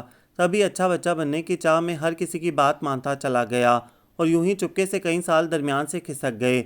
अंजू आपा कॉलेज चले गईं और वो खुद मैट्रिक में पहुंच गया। बाहर गर्मी नहीं आग बरसती थी। तपती ज़मीन के मसामों से हब्स फूटता था। फूल पत्ते बेजार, चरिंद परिंद दुबके हुए, हवा दम साधे हुए थी। पंखे की हवा आग बरसाती थी। वो 2 बार शर्ट भिगोकर पहन चुका था, पर हर बार सूख कर फिर से पसीने की धारें बहने लगतीं। कब से वो अलजेब्रा के एक ही सवाल से उलझ रहा था। आखिर इसने झुंझलाकर किताब बंद की। अंजू आपा जागती हों तो इन्हीं से पूछता हूँ। वो अंदर आ गया। अब इस कमरे में 2 पलंग थे। एक पर अम्मा दुपट्टा भिगोकर मुंह पर डाले पड़ी ऊँग रही थीं और दूसरी पर अंजू आपा रेडियो कान से लगाए एक बाजू आंखों पर रखे लेटी थीं। रिसाला सीने पर धरा था। कमरे की नीम तारीकी में गीत के मध्यम बोल बह रहे थे। मेरे सपने मुझसे रूठ न जा, मेरा रंग भी तू, मेरा रूप भी तू, मेरी छाँव भी तू, मेरी धूप भी तू, मेरा असल भी तू, बहरूप भी तू, हर सवांग में मेरा मान बढ़ा, मेरे सपने मुझसे। अंजू आपा, इसने धीरे से पाँव का अंगूठा हिलाया। क्या है? वो झुंझलाई। मुझे ये सवाल समझ में नहीं आ रहा। इस भरी दोपहर में समझ आएगा भी नहीं। जाओ सो जाओ जाकर, मेरा सुबह टेस्ट है। तो फिर मैं क्या करूं? वो रेडियो के बटन मरोड़ने लगी। आवाज़ एकदम तेज़ हो गई। ऊँगती हुई अम्मा जी होशियार हुईं। क्या हुआ अब्बास? अम्मा जी, आपा मुझे सवाल नहीं समझा रही। अंजू, क्यों तंग करती हो, समझा दो ना। वो कहकर करवट बदल गईं। अंजू आपा ने इसे घूरते हुए कापी किताब खींची, मगर आधा घंटा खींचने के बाद सवाल इसकी समझ में भी ना आया था। अब्बास ने जलकर किताब खींच ली। ध्यान तो सारा आपका रेडियो की तरफ है। अब्बास, तुमको ट्यूशन रख लो हिसाब की। अंग्रेज़ी तो मैं पढ़ा दूंगी, पर यह हिसाब पता नहीं मैट्रिक कैसे किया था आपने। अंजू हंसने लगी। बस ऐसे ही किया था, 33 नंबर लेकर। ट्यूशन कहाँ से लूँ? इस मोहल्ले में सारे आप जैसे निकम्मे ही भरे हैं। अच्छा, ज़्यादा बातें मत बनाओ, मुझे गाना सुनने दो। कॉलेज में गानों का पीरियड भी होता है। वो जाते जाते तंज कर गया था। मार खाओगे मुझसे, अंजू आपा ने धमकी दी। छोटा नहीं रहा हूँ मैं, ये पिटाई करेंगी मेरी। और सच ही था, मैट्रिक में था वो ये ताड़ सा कर निकाला था। मैस भीग गई और आवाज़ भारी। शबनम तो इसे अब्बास की जगह बांस कहकर पुकारती थी और वह अब भी जवाबन शब्बो कब्बो के नारे बुलंद कर देता।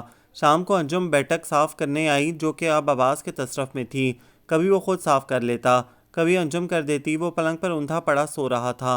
अंजुम ने खासी करारी धप इसके पीठ पर रसीद की थी। वो हड़बड़ा कर जागा। उठकर नहा लो, रात को पहरा देना है। आराम से भी तो उठा सकती थी आपा। वो झुंझलाया। अंजुम बाहर के रुख खुलने वाली खिड़की खोलने लगी, फिर बुरी तरह चौंकी। अब्बास, सामने कौन आया है बैठक में? डॉक्टर साहब की बैठक हमेशा किराए पर रहती थी, पिछले दिनों ही खाली हुई थी। अब बैठक के खुले दरवाजे में से उल्टा सीधा पड़ा सामान नजर आ रहा था। बाहर नीम की छांव में मोटरसाइकिल खड़ी थी। मुझे क्या पता, वो पीठ से लाता बाहर निकल गया। अंजुम ने कुछ लम्हे जायज़ा लेने की कोशिश की, मगर वहाँ खामोशी का राज था। वो सफाई करके आ गई। अम्मा को बताया तो वो बताने लगी, अकेला लड़का है, इधर ओकाड़ा में रहते हैं, इधर तबादला हुआ है, बैंक में मुलाजिम है। चलो अच्छा है, कुछ दिन हमारे भी गुजर जाएंगे। शबनम ने आंख दबाकर शरारत से कहा था। इस दिन मौसम ने एकदम पलटा खाया था। सुबह से सफ़ेद बदलियां नीले अंबर पर तैरती फिर रही थीं। या खुदा बारिश हो जाए, अब्बास दुआएं मांग रहा था। बारिश कहाँ से होगी, सावन तो अभी दूर है। मगर अम्मी की पेशन गोई दुरुस्त साबित नहीं हुई थी। शाम होते ही न जाने कहाँ से काली बदलियां उठी थीं और हवा के हाथों ने काली घटा को निचोड़ कर रख दिया। चटकती ज़मीन चहक उठी। सरने वाड़े बेजार दरख्त झूम उठे। परिंदों की चहकारें बड़े दिनों बाद सुनाई दी थीं। बच्चे मंचले सब सड़कों पर निकल आए थे। बड़े तरंग में ऊंचा ऊंचा गा रहे थे। शबनम और अंजुम खिड़की खोले बैठी थीं। सामने बैठक पर ताला लगा था। अंजू, तुमने इसको देखा है? किसको? वो सामने दरख्त की चोटी पर बैठे परिंदे को पर फड़फड़ाते देख रही थी। अपने किराएदार को। नहीं, अंजुम ने कहा। तभी आवाज भीगा कुक्कड़ बना आया। वो इसका दुपट्टा रंगवा कर आया था। अंजू आपा, आज तो पकौड़े खिलवा दो, आलूओं वाले। हाँ, बनाते हैं। वो दुपट्टा ओढ़कर खोलते हुए खड़ी हुई। तभी शबनम ने इसे खींच लिया। वो देखो, मोटरसाइकिल ऐन सामने खड़ा हुआ था। ग्लासेस उतारकर जेब में रखते हुए इसने कदम आगे बढ़ाए। दूसरे पल इसका पांव फिसला। गिरते गिरते इसने मोटरसाइकिल का सहारा लिया। नतीजतन मोटरसाइकिल जमीन बोस हो गई। साथ ही किलकिल करती हंसी जाली के अकब से उभरी थी। छोटी सी तो गली थी। इसने सर उठाकर जाली की तरफ देखा। वो दोनों वहां से भाग लीं। अगरचा वो कुछ देख तो ना पाया था, मगर खज्जल सा होकर मोटरसाइकिल सीधा करने लगा। अंजुम ने पकौड़े तले। थोड़े इसको भी भिजवा दो, शबनम ने हमदर्दी से कहा। लोग ख्वामख्वाह ही, हमसायों का भी कोई हक होता है, क्यों अब्बास? इसने पकौड़े खाते अब्बास को टहोका दिया। हाँ हाँ, दे दो ना अंजू आपा, मैं दे आता हूँ। इतनी अच्छा मौसम है, इनका दिल भी तो कुछ खाने को चाहता होगा। अम्मा जी से पूछना पड़ेगा। वो नीम रजामंद हुई। अब हर बात अम्मा जी से पूछा करोगी। शबनम ने प्लेट उठाकर पकौड़ों से भरी दूसरी प्लेट से ढककर अब्बास को दे दी। अब्बास गया तो काफ़ी देर के बाद लौटा। वो दोनों मुंतजिर थीं। क्या रहा? शहजाद भाई तो बड़े अच्छे हैं, वो तो मुझे मुफ्त पढ़ाने पर भी मान गए हैं। तुमने ट्यूशन की बात भी कर ली? मैंने कब की, वो तो उन्होंने खुद ही पूछ लिया। मैंने बता दिया कि मैथ मुश्किल लगता है और अंजू आपा को भी नहीं आता। कहने लगे ऑफिस से आकर मैं सारा दिन फारिग ही रहता हूँ, 1 घंटा रोज़ पढ़ा दिया करूँगा। अब्बास ने खुशी खुशी बताया। पकौड़ों का क्या कह रहे थे? शबनम ने इश्तियाक से पूछा। कहने लगे यूं ही ले आए, अब मुझे हर बारिश के बाद ऐसे मज़ेदार पकौड़ों का इंतज़ार रहा करेगा। मैंने कहा मैं हर दफ़ा ले आऊँगा, आपा तो बनाती ही हैं। लो तुम्हारा रास्ता तो खुल गया। शबनम हंसी। फजूल मत बोलो, इतनी फारिग नहीं होती हूँ मैं। अंजुम चिढ़कर उठ गई थी। अंजू आपा ज़रा ये शर्ट तो इस्त्री कर दें। वो अपना कॉलेज यूनिफॉर्म इस्त्री कर रही थी जब एक शर्ट उठाए अब्बास अंदर आया। अब्बास तुम अपने कपड़े खुद प्रेस कर लिया करो, मुझे कॉलेज से देर हो रही है। मेरी नहीं है आपा, शहजाद भाई की है। इनकी इस्त्री ख़राब हो गई है, यूं ही जा रहे थे बैंक, मैं उठा लाया। अच्छा। अंजुम ने दुपट्टा एक तरफ उछालकर शर्ट पकड़ ली। किसी नफीस कपड़े की हल्की सब्ज शर्ट थी जिसमें से किसी अच्छे कलोन की महक आ रही थी। अब्बास, ये शहजाद साहब के पास खुशबू कौन सी है? बड़ी अच्छी महक आ रही है। पता नहीं, वैसे पूछ लूँगा। ज़रा सी देर में शर्ट इस्त्री हो गई तो वो ले गया। अंजुम खुद तैयार हो गई।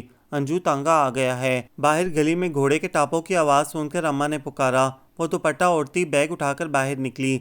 शहजाद वही शर्ट पहने मोटरसाइकिल स्टार्ट कर रहा था। बस ज़रा की ज़रा नज़र उठाई थी, फिर पलटना भूल गई। हाथ पाँव जहाँ थे वहीं ठहर गए। सफ़ेद लिबास में कितना सादा व पाकीज़ा सा सरापा था। बड़ी बड़ी आंखों में काजल की लकीरें, दुपट्टे से झांकती मोटी स्याह बालों की चुटिया। यही तो है वो। दिल बेख्तियार पुकारा था। तांगा गली का मोड़ मुड़ गया था और वो वहीं का वहीं ठहर गया था। और शाम को वो कुरेद कुरेद कर अब्बास से पूछ रहा था कि घर में कौन कौन रहता है। अब्बा जी खेतों पर होते हैं, घर में सिर्फ अंजू आपा और अम्मा जी होती हैं। हिसाब की किताब खोलते हुए अब्बास ने बताया। ये अंजू, अंजम नाम है तुम्हारी आपा का? जी, बस मैं ही इन्हें अंजू आपा कहता हूँ। पढ़ती हैं? बज़ाहिर सरसरी सा लहजा था। नज़रें किताब पर जमी थीं। जी, बीए में हैं। शहजाद भाई आप परफ्यूम कौन सा लगाते हैं? अब्बास को अचानक याद आया था। क्यों? शहजाद चौंका। अंजू आपा को बहुत अच्छी लगी थी, वो पूछ रही थी। अच्छा, वो मुस्कुराया। इन्हें कैसे पता चला कि मैं खुशबू लगाता हूँ? आपकी शर्ट से आ रही थी जब मैं इस्त्री करवाने ले गया था। शहजाद किसी सोच में डूबकर मुस्कुराया, फिर सीधा हुआ। अपनी अंजू आपा से कहना हम नाम नहीं बताया करते, नाम पूछने वाले को गिफ्ट कर दिया करते हैं। आप कैसे दे सकते हैं अंजू आपा को गिफ्ट? अब्बास हंसा। हाँ, मैं कैसे दे सकता हूँ? वो कदरे मायूस हुआ, फिर अचानक बोला। तुम्हें तो दे सकता हूँ ना? हाँ, मुझे तो दे सकते हैं। अब्बास ने खुशी खुशी सर हिलाया। बस फिर कभी कभी अंजू आपा को भी दे दिया करना। ओहो, शबनम तो हंसते हंसते दोरी हो गई। अंजुम बिगड़ गई। दिमाग ख़राब हो गया है तुम्हारा, और कोई ज़रूरत नहीं इससे परफ्यूम लेने की। क्यों ज़रूरत नहीं है? शबनम फट से बोली। शबनम, अंजुम ने तनबीही निगाहों से इसे देखा। अम्मा जी को पता चल गया तो जानती हो क्या हशर होगा। तो अम्मा जी को बताएगा कौन? क्यों अब्बास, तुम बताओगे? मैं? अब्बास ज़रा की ज़रा सोच में डूबा। नहीं बताऊंगा। बस तो ठीक है, वो जो भी दे चुपके से अंजुम को ला देना। और अगले ही दिन अब्बास ने परफ्यूम की बड़ी सी शीशी अलमारी में लाकर छुपा दी थी। दी तो उन्होंने मुझे है, बस कभी कभी तुम लगा लिया करना।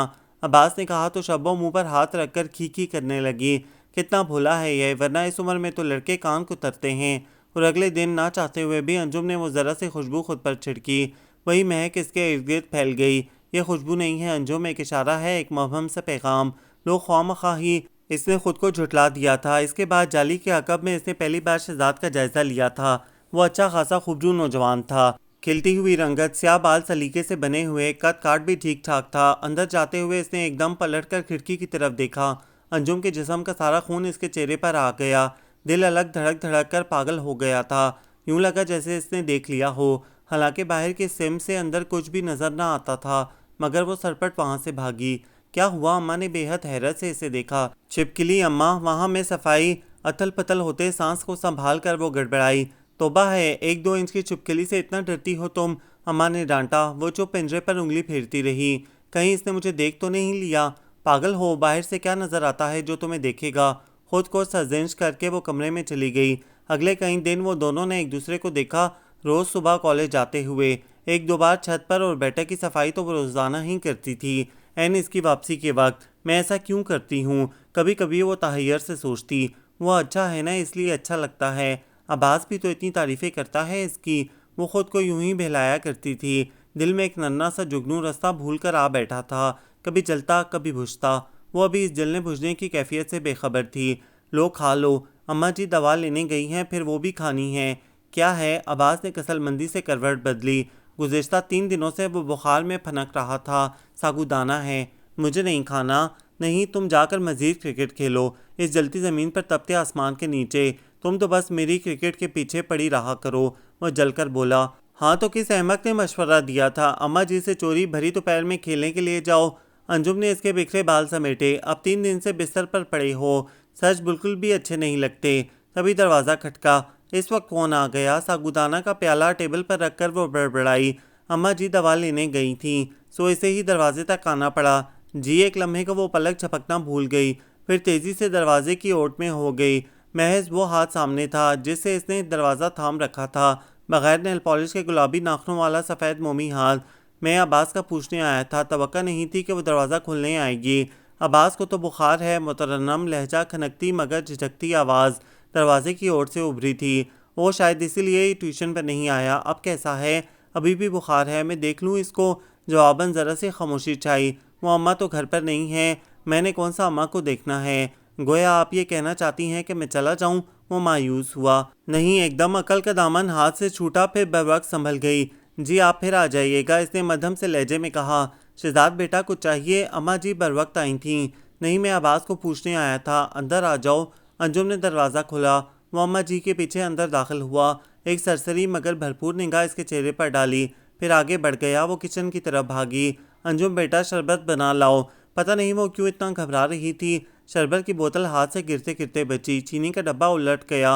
उफ, क्या हो गया है मुझे? मैं मुश्किल शरबत बनाकर धड़कते दिल को संभालती अंदर आई तो अम्मा जी नहीं थी। ये ले लें। कांपते हाथों में गिलास छलक रहा था। शुक्रिया, इस तकल्लुफ़ की क्या ज़रूरत थी? वो इसके हाथों की लर्जिश पर मुस्कुराया। तकल्लुफ़ कैसा? आप पहली बार हमारे घर आए हैं। बहुत संभल कर जवाब देते हुए वो पलटी। आप जा रही हैं? वो फ़ौरन बोल उठा।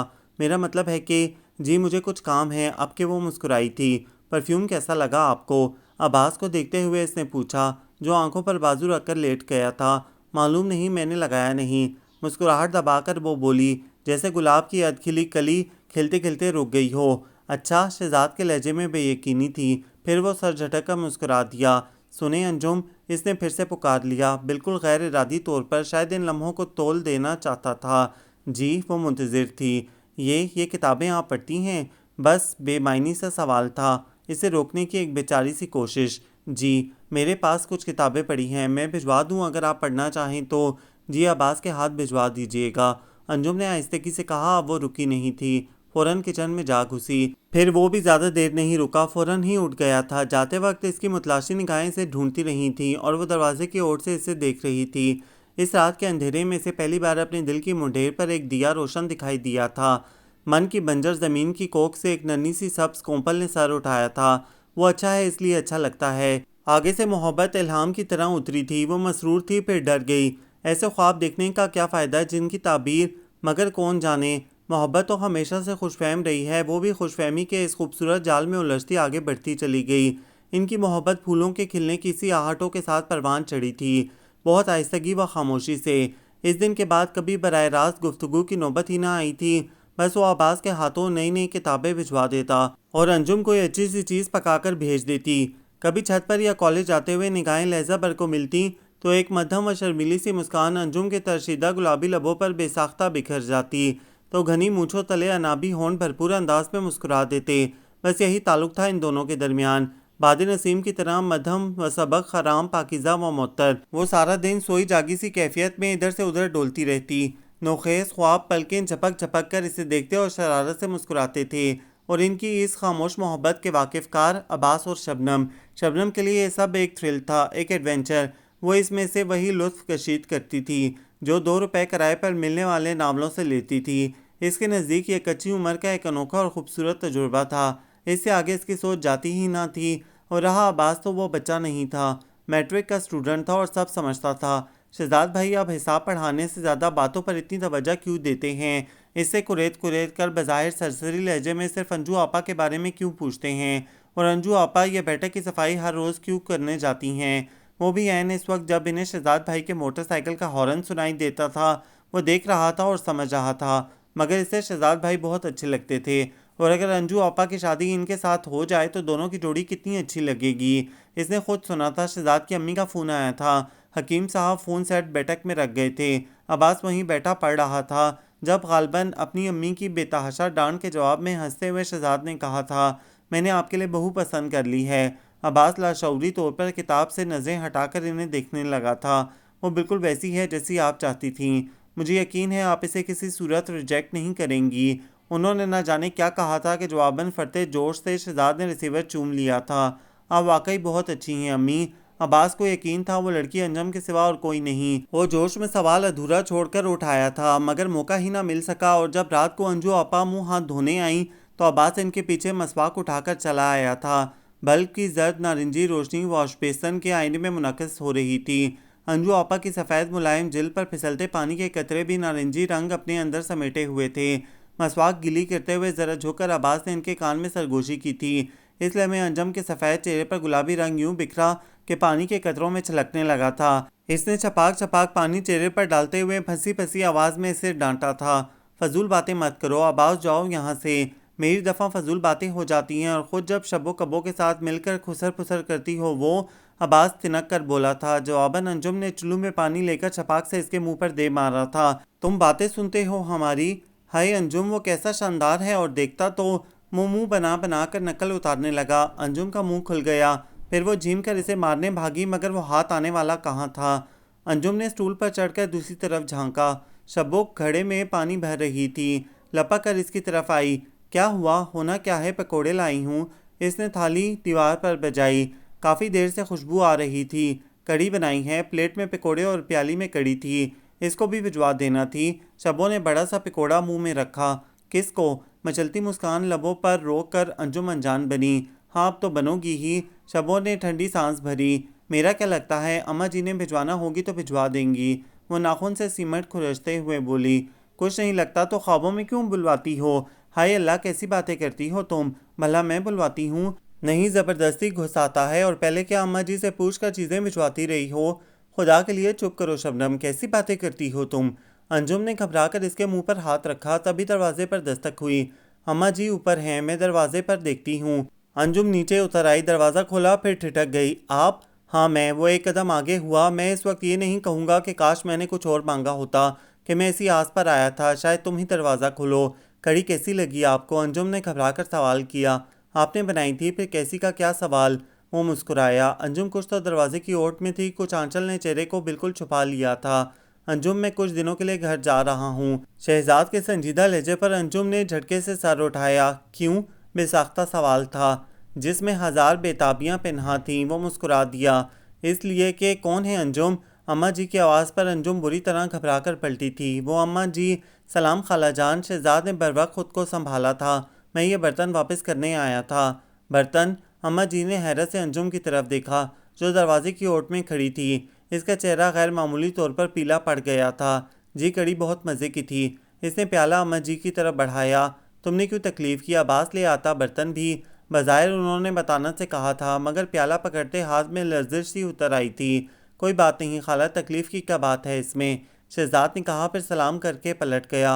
अम्मा जी खाली प्याले में झांकती रह गई थीं। वो अम्मा जी, अब्बास कह रहा था कि अंजुम ने गड़बड़ाकर वजाहत करना चाहिए। अच्छा ठीक है, ये प्याला ले जाओ। इनके लहजे में एक गैर मामूली सी तलखी दर आई थी। पता नहीं अम्मा जी को क्या हुआ था, एकदम से तब्दीली आई थी इनके अंदर। इनकी सोचती हुई निगाहें हमा वक्त अंजुम को अपने हिसार में लिए रखती। एक दिन अंजुम का चेहरा अपने हाथों में लेकर उन्होंने कितनी हैरत से कहा था, कितनी बड़ी हो गई हो अंजुम तुम। अंजुम हैरत से इन्हें देखने लगी, फिर नजरें झुकाकर उठ गई।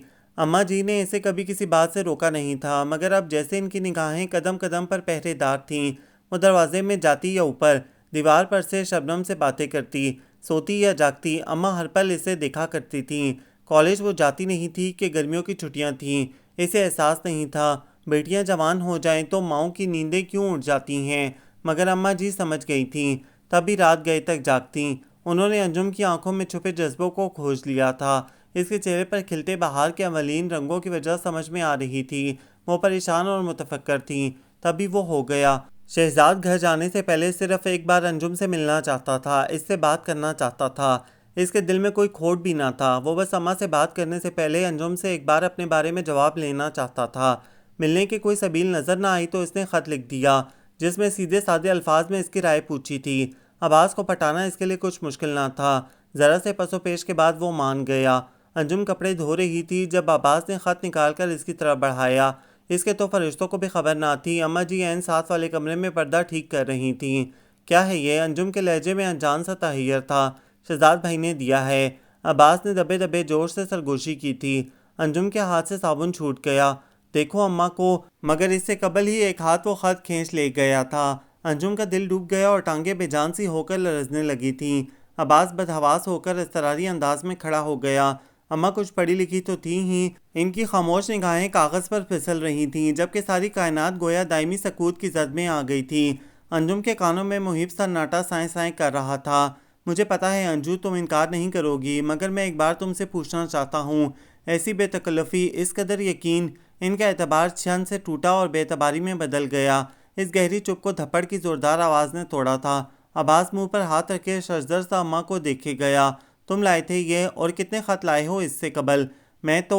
अम्मा जी के अगले धप्पड़ ने इसका जुमला अधूरा ही रहने दिया था। फिर अम्मा जी का हाथ रुका नहीं। अब्बास मार खाता रहा और अंजुम थर थर कांपती रही। और तुम? अम्मा जी अंजुम की तरफ पलटी और तब अब्बास ने आओ देखा न ताओ वहाँ से भाग निकला, और ऐसा भागा कि पूरे 6 बरस के बाद पलट सका था। और इसके बाद अंजू आपा की शादी शहजाद भाई के साथ अम्मा जी ने खुद करवाई। समरा ने तवील सांस लेकर कुर्सी की बैक से पुश्त टिका दी। मगर आपको ये सब मेरा मतलब है अंजू आपा की शादी के मुतालिक किसने बताया? शबनम ने। अब्बास ने मुख्तसरन कहा। मुझे यकीन नहीं था कि अम्मा जी इस कहानी का एंड यूं करेंगी।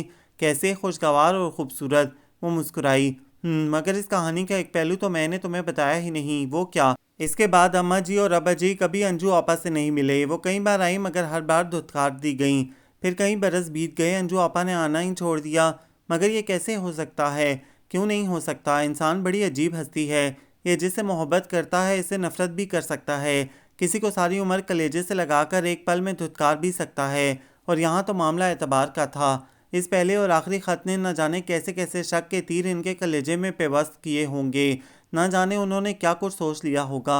एतबार भी तो बहुत था इन्हें अंजू आपा पर, और जब एतबार टूटता है तो सब कुछ बिखर जाता है। मेरा ख्याल नहीं था कि अम्मा जी इतनी सख्त हैं। इज्जत पर हर्फ आ जाने का खौफ बड़े बड़ों को पत्थर दिल बना देता है। अब्बास ने सोचा, फिर गौर से समरा की तरफ देखा। ऐसे क्या देख रहे हैं? समरा, कहीं हम भी तो वही खेल नहीं खेल रहे? इसके गहरे संजीदा लहजे पर समरा ने चौंक कर इसे देखा। क्या मतलब? मैं यहाँ तुम्हारी अम्मी से छुप कर आता हूँ, तुम इन्हें बिना बताए मुझसे बातें करती हो। क्या हम फिर से वही कहानी तो नहीं दोहरा रहे? और क्या फिर से इस कहानी का अंजाम? मगर अब्बास, हमारे दिलों में कोई खोट नहीं। समरा ने तेजी से बात काटी। अब्बास मुस्महल सी हंसी हंस दिया। तो क्या अंजू आपा और शहजाद भाई के दिलों में कोई खोट था? वो तो कभी मिले भी नहीं थे। उन्होंने भी तो बस मोहब्बत ही की थी। तो आप अम्मा जी से बात करें ना, हफ्ते को भैया और भाभी आ रहे हैं। समरा ने कहा तो वह सर हिलाकर खड़ा हो गया। मैं आज ही बात करूंगा, मुझे अब यूं आना अच्छा नहीं लगता। वो घर आया तो मलगजी सी गर्म शाम ढल रही थी। बतखें ठंडे पानी में डुबकियां लगाकर खुश हो रही थीं। तालाब के इर्द गिर्द ग्रे पानी में नन्हे मुन्ने चूजे चोंचे मार रहे थे। अम्मा जी सोच सोच तरबूज का गूदा निकालकर इसके इर्द गिर्द बर्फ़ की डलियां रख रही थीं। बस अभी ठंडा हो जाएगा। उन्होंने तरबूज का छिलका चूजों के सामने रखा। वो सारे के सारे पर फड़फड़ाते हुए इसके गिर्द इकट्ठे हो गए। अब्बास ने पंखे में पानी भरा और चारपाई बिछाकर लेट गया। क्या बात है, भूख लगी है? अम्मा जी ने इसे यूं चुप चुप देखकर पूछा। नहीं। वो करवट बदलकर चारपाई के डिज़ाइन पर उंगलियां फेरने लगा। ऐसे चुप चुप क्यों हो? माँ जी इसके पास बैठकर बिखरे बाल उंगलियों से समेटने लगीं। अब्बा जी नहाकर एक तहबंद में मलबूस बाहर निकले। चुप चुप तो रहेगा ही। तुमने कभी पूछा कि लड़के अब घर बसाने के बारे में क्या ख्याल है? माशाल्लाह जवान है और बरसरे रोजगार भी। वो तरबूज वाली पर हाथ उठाकर दूसरी चारपाई पर बैठ गए।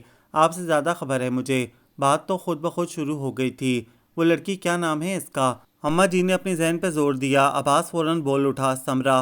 तुम्हें क्या पता वो किस लड़की का पूछ रही हैं? अब्बा जी ने कहका लगाया। अब्बास झीम गया। माँ जी मुस्कुराने लगीं।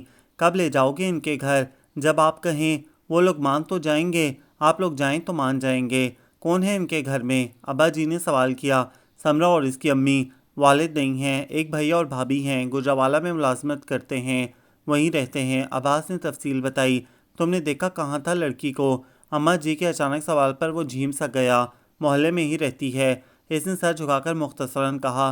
बाकी सब गोल कर गया। वो बरसती बारिश में समरा के पैरों में मोच आ जाना और अब्बास का इसे अपनी साइकिल पर बिठाकर घर तक छोड़ना।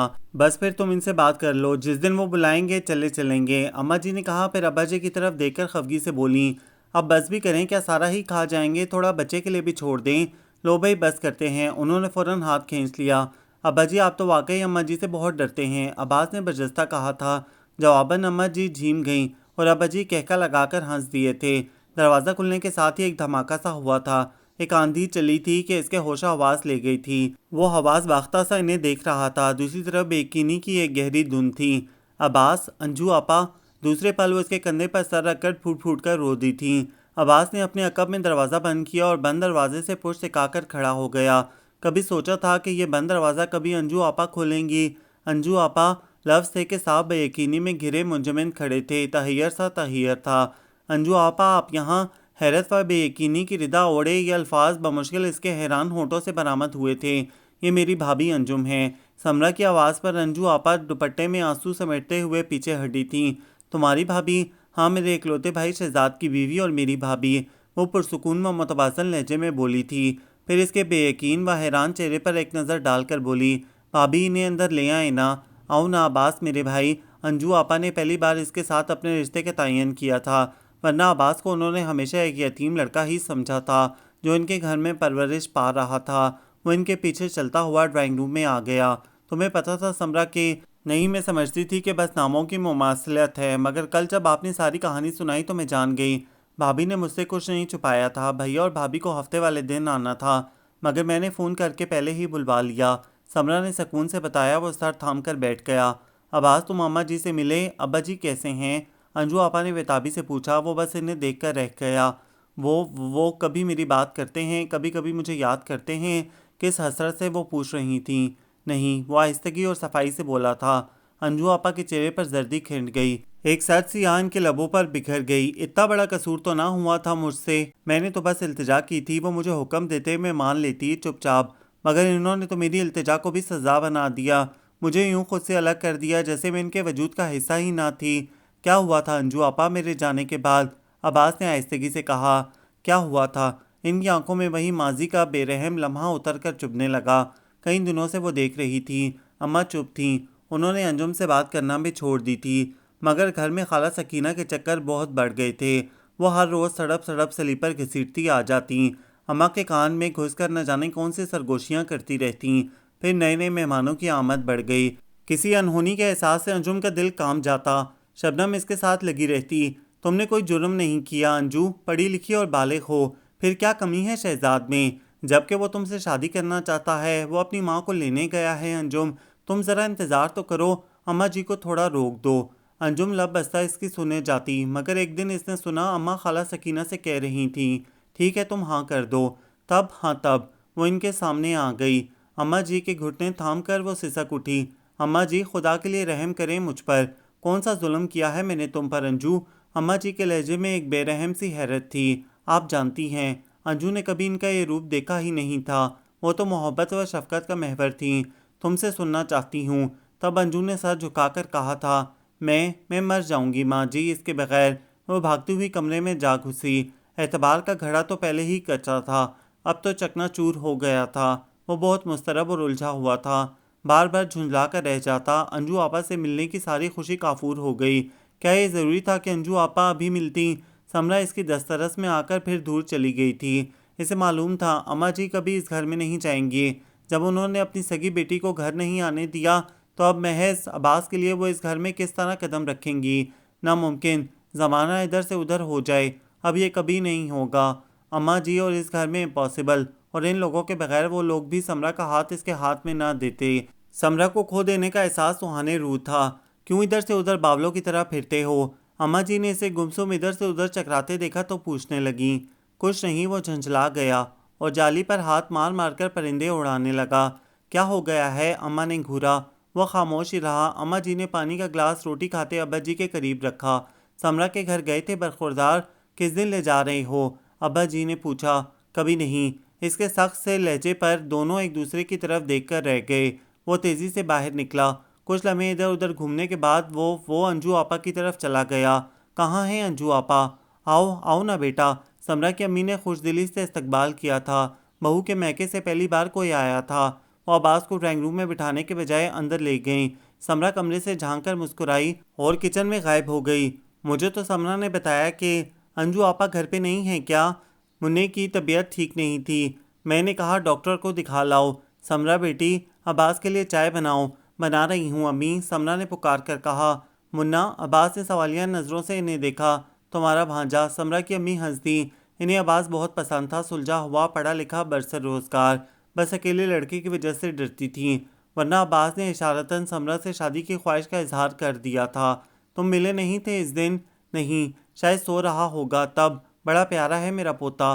खाला बात सुने, दीवार पार से हमसाई ने पुकारा था। मैं अभी आती हूँ। वो उठकर चली गई। अब्बास खामोशी से टेक लगाकर बैठ गया और सोचने लगा, वो यहाँ क्यों आया है? तभी समरा चाय ले आई। किस सोच में गुम है जनाब? वो चौंका। कुछ खास नहीं। समरा सामने बैठकर चाय बनाने लगी। इसके लंबे बालों की दो चोटियां दुपट्टे के नीचे से झांक रही थीं। इसके चेहरे पर बला की मुलायमत व जज्बियत थी। सियाह आंखों में काजल की लकीरें इनकी स्याही व गहराई में इजाफा कर रही थीं। एमरी लबों पर मचलती मधुर मुस्कान। अब्बास को वो अंजू आपा का दूसरा रूप लगी। क्या पहली बार देखा है? चाय का कप इसके सामने रखते हुए वो बोली।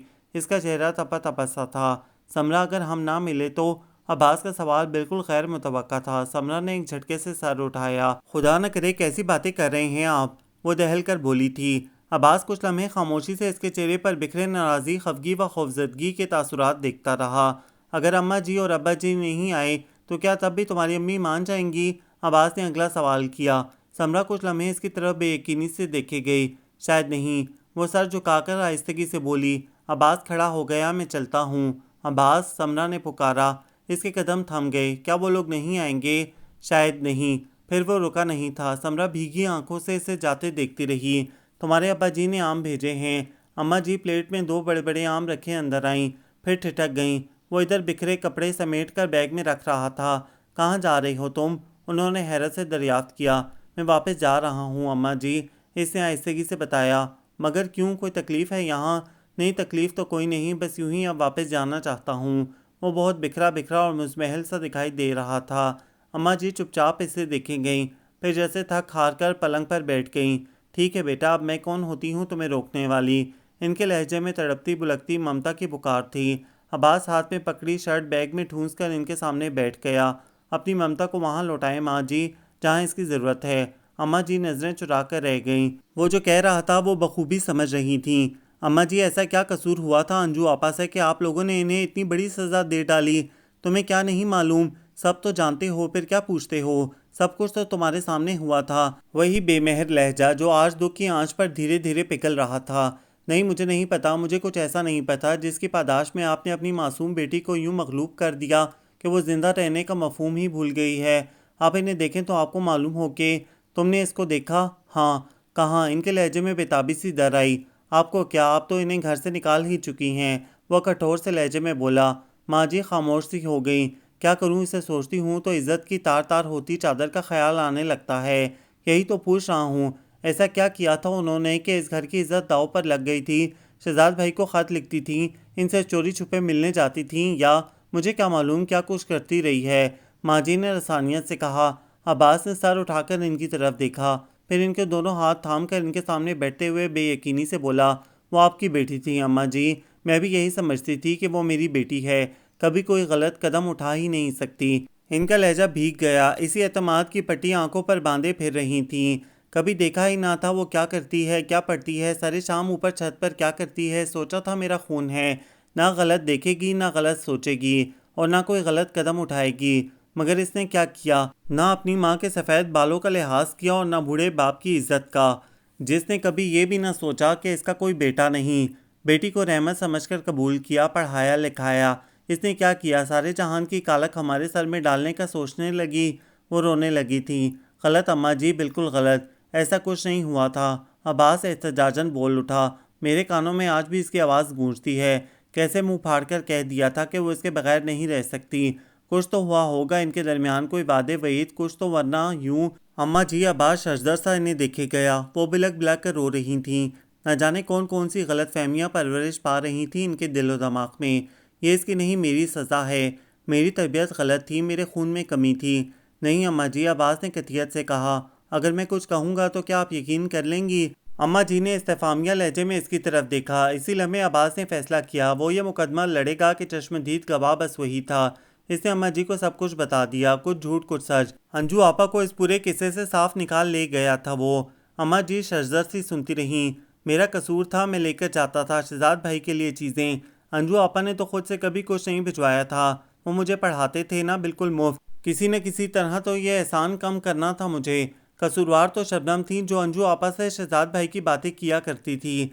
कसूर अगर था तो शहजाद भाई का, जिन्होंने आपा को देखा और पसंद कर लिया। लेकिन अम्मा जी वो पूरी नेक नियति से अंजू आपा से शादी करना चाहते थे। उन्होंने खुद मेरे सामने अपने घर अपनी अम्मी से बात की थी। और वो ख़त शहजाद भाई ने लिखा था। अंजू आपा ने तो नहीं कहा था कि इन्हें कि वो ख़त लिखें, और लेकर मैं आया था। कसूर मेरा और शहजाद भाई का था, ना कि अंजू आपा का।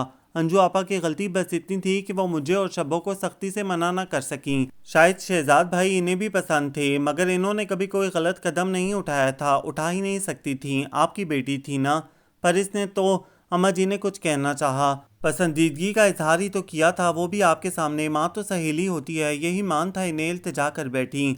वो सिर्फ इल्तिजा थी माँ जी, आप मना करती तो वो चुपचाप सह जाती। मगर आपने ज़रा सी ख्वाहिश की इतनी बड़ी सज़ा दी। क्या हमारा मज़हब नहीं इजाज़त देता? बेटी से पूछ लो, इसकी राय ले लो। राय ही तो दी थी उन्होंने। वो कुछ लम्हे खामोशी से इनका चेहरा खोजता रहा, फिर तवील सांस लेकर खड़ा हो गया। माना इनके दिल में अगर खोट आया भी था तो आप तो माँ थी, माफ़ कर देती या आप कर दें। ये 6 साल के अजाब की तरह गुजारे हैं उन्होंने। वो खुश नहीं है माँ जी, खुश रह ही नहीं सकती आपकी दुआओं के बगैर। माँ जी खामोश थीं। इसने साकित वजूद पर एक निगाह डाली और बाहर निकल गया। अब्बास ने अलमारी खोलने की कोशिश की, मगर वो लॉक थी। अब्बास बाहर निकल आया। माँ जी बतखों को रोटी के छोटे छोटे टुकड़े खिला रही थीं। माँ जी अलमारी में कुछ खास चीज़ें पड़ी हैं, इसे अच्छी तरह याद था। माँ जी ने कभी इस घर में किसी भी चीज़ को ताला नहीं लगाया था। माँ जी का हाथ साकित हो गया। नहीं बेटा, कुछ भी खास नहीं है वहाँ, फिर ताला क्यों लगाया है?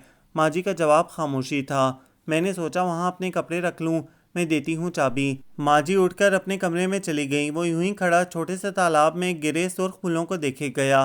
माँ जी वापस आई तो चाबी इसकी तरफ बढ़ाकर बोली, मैंने संदूक में संभाल रखी थी। अलमारी में कुछ भी खास नहीं और आपने ताला लगाकर चाबी संदूक में संभाल रखी है।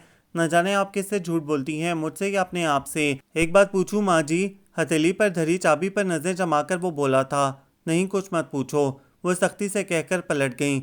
और अब्बास मायूसी से सर झटक कर कमरे में आ गया। अलमारी खोली तो एक मानूस सी महक ने इसे अपने सहर में जकड़ लिया। अलमारी के पहले खाने में अंजू आपा के कपड़े यूं तरतीब से पड़े थे जैसे अभी अभी इस्त्री करके रखे हों। अब्बास ने सबसे ऊपर रखा दुपट्टा उठा लिया। इसकी उंगलियों ने बहुत धीरे से इसकी धनक रंगों को छुआ था। सावन के बादल बहुत झूमकर पिछम से उठे थे। काली बदलियां भीगी हवा के संग झूमकर चली थीं और दूसरे पल पानी की घाघर छलक गई, जैसा छाजो छाज मींह बरसा था। वह सावन की पहली बारिश थी। फूलों के बोर से झुकी बेल ने सरसार होकर सुर्ख फूल इन पर निछावर कर दिए थे और अंजू आपा एड़ियों के बल घूम गई थीं। सतरंगा दुपट्टा इनके कोमल तन के गिर्द घूम घूम गया। अब्बास कैसा लग रहा है? सतरंगा आंचल इनके सर पर एक पल को लहराया था। इस सतरंगे आंचल और भीगे नीले अंबर पर डोलती कोसे कज़ा में कितनी मुमासलत थी।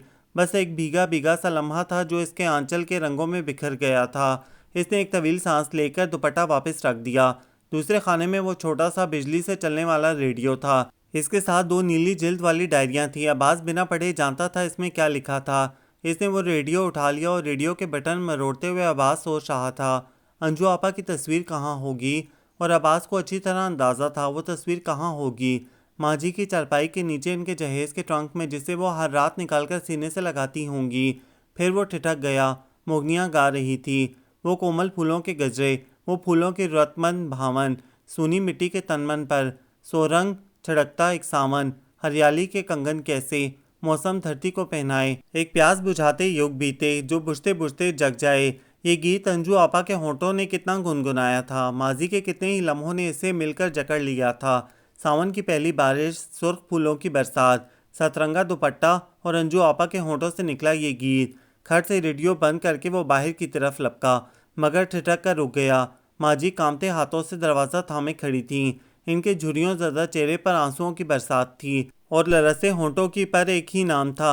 बरसों से सोई ममता बेताब हो गई थी, बिलक बिलक कर रो रही थी उन्होंने कांपते हाथों से इसका चेहरा थामा। इसे ले आओ अब्बास। आंगन में खुशी ढोलक की थाप बनकर बरसी थी। लम्हा ब लम्हा तेज होती हवा बेल से फूल चुरा चुरा कर इन पर निछावर कर रही थी। लड़कियों वालियों के हाथ ढोलक पीट पीट कर सुर्ख हो गए थे। शब्बो ढोलक पर चम्मच बजा रही थी और इसका मुन्ना इसके बाएं बाजू पर लटका राग भैरवी गा रहा था। अंजू आपा के अंग अंग में खुशी पारे की तरह रक्सा थी। इनका मुन्ना अब्बा जी की गोद में बैठा आम खा रहा था। अम्मा जी ढेरों काम हैं का राग अलापते हुए इधर से उधर फिरकी की तरह चकरा रही थीं और अंजू आपा बार बार कहती थी, अम्मा जी आप फिक्र क्यों करती हैं, मैं हूं ना। फिर इनकी ममनूनियत भरी नजरें अब्बास की तरफ उठ जाती। वो बस मुस्कुरा कर रह जाता। अब्बास बमुश्किल लड़कियों से जान छुड़ाकर अंदर भागा। दुल्हा मियाँ कहाँ भागे जा रहे हैं। अब्बास को शहजाद भाई ने पकड़ लिया। वो सर थाम कर रह गया। ये शादी करवाना इतना मुश्किल काम है, आगे आके देखिए होता है क्या। ए लो ये तो आंधी आ रही है। अम्मा जी की आवाज़ अभी ढोलक पीटती लड़कियों तक पहुंची भी ना थी कि पश्चिम से गर्द का तूफान उठा और नीला आसमान गर्द गर्द हो गया। लड़कियों के आंचल लहराए और वो ढोलक छोड़कर चीखती हुई अंदर भागी। अंजू आपा भाग भाग चीज़ें समेटने लगी। अंजू ना होती तो भला मैं क्या करती। अम्मा जी कह रही थी, अरे भाई अंजू फिक्र ना करो, तुम्हारा मुन्ना हमारे पास है। लाइट चली गई थी। अब्बा जी की आवाज़ अंधेरे में उभरी। इनकी आवाज़ में खुशी के सारे रंग झिलमिला रहे थे। अंजू आपा क्या आपको अब भी ये मौसम बुरा लगता है। अब्बास ने माचिस जलाकर अंजू आपा के हाथ में पकड़ी मोमबत्ती रोशन की। ये चीखते चिंगारते दरख्त, ये गर्द आलूद मैला आसमान, आपको ये मौसम बहुत फजूल लगता है ना। अंजू आपा खिलखिलाकर हंस दी। मौसम आसमानों पर नहीं दिल की सरजमीन पर उगते हैं अब्बास। मेरे अंदर तो धनक रंग बिखरे हैं। दिल की बंजर ज़मीन पर खुशी रिमझिम रिमझिम बरस रही है। मैं खुद को बहुत खुश बहुत सैराब महसूस कर रही हूँ। ये मौसम कितना खूबसूरत है अब्बास। वो अपने दिल के आईने में झांक रही थीं। अब्बास ने मुस्कुराकर सर हिलाया, फिर बेल से टूटकर बिखरते सुर्ख फूलों को देखने लगा। ये नावल आप सबको कैसा लगा कमेंट्स में अपनी राय ज़रूर दें, हमें इंतज़ार रहेगा। हमारे चैनल को लाइक करें, शेयर करें, सब्सक्राइब करें।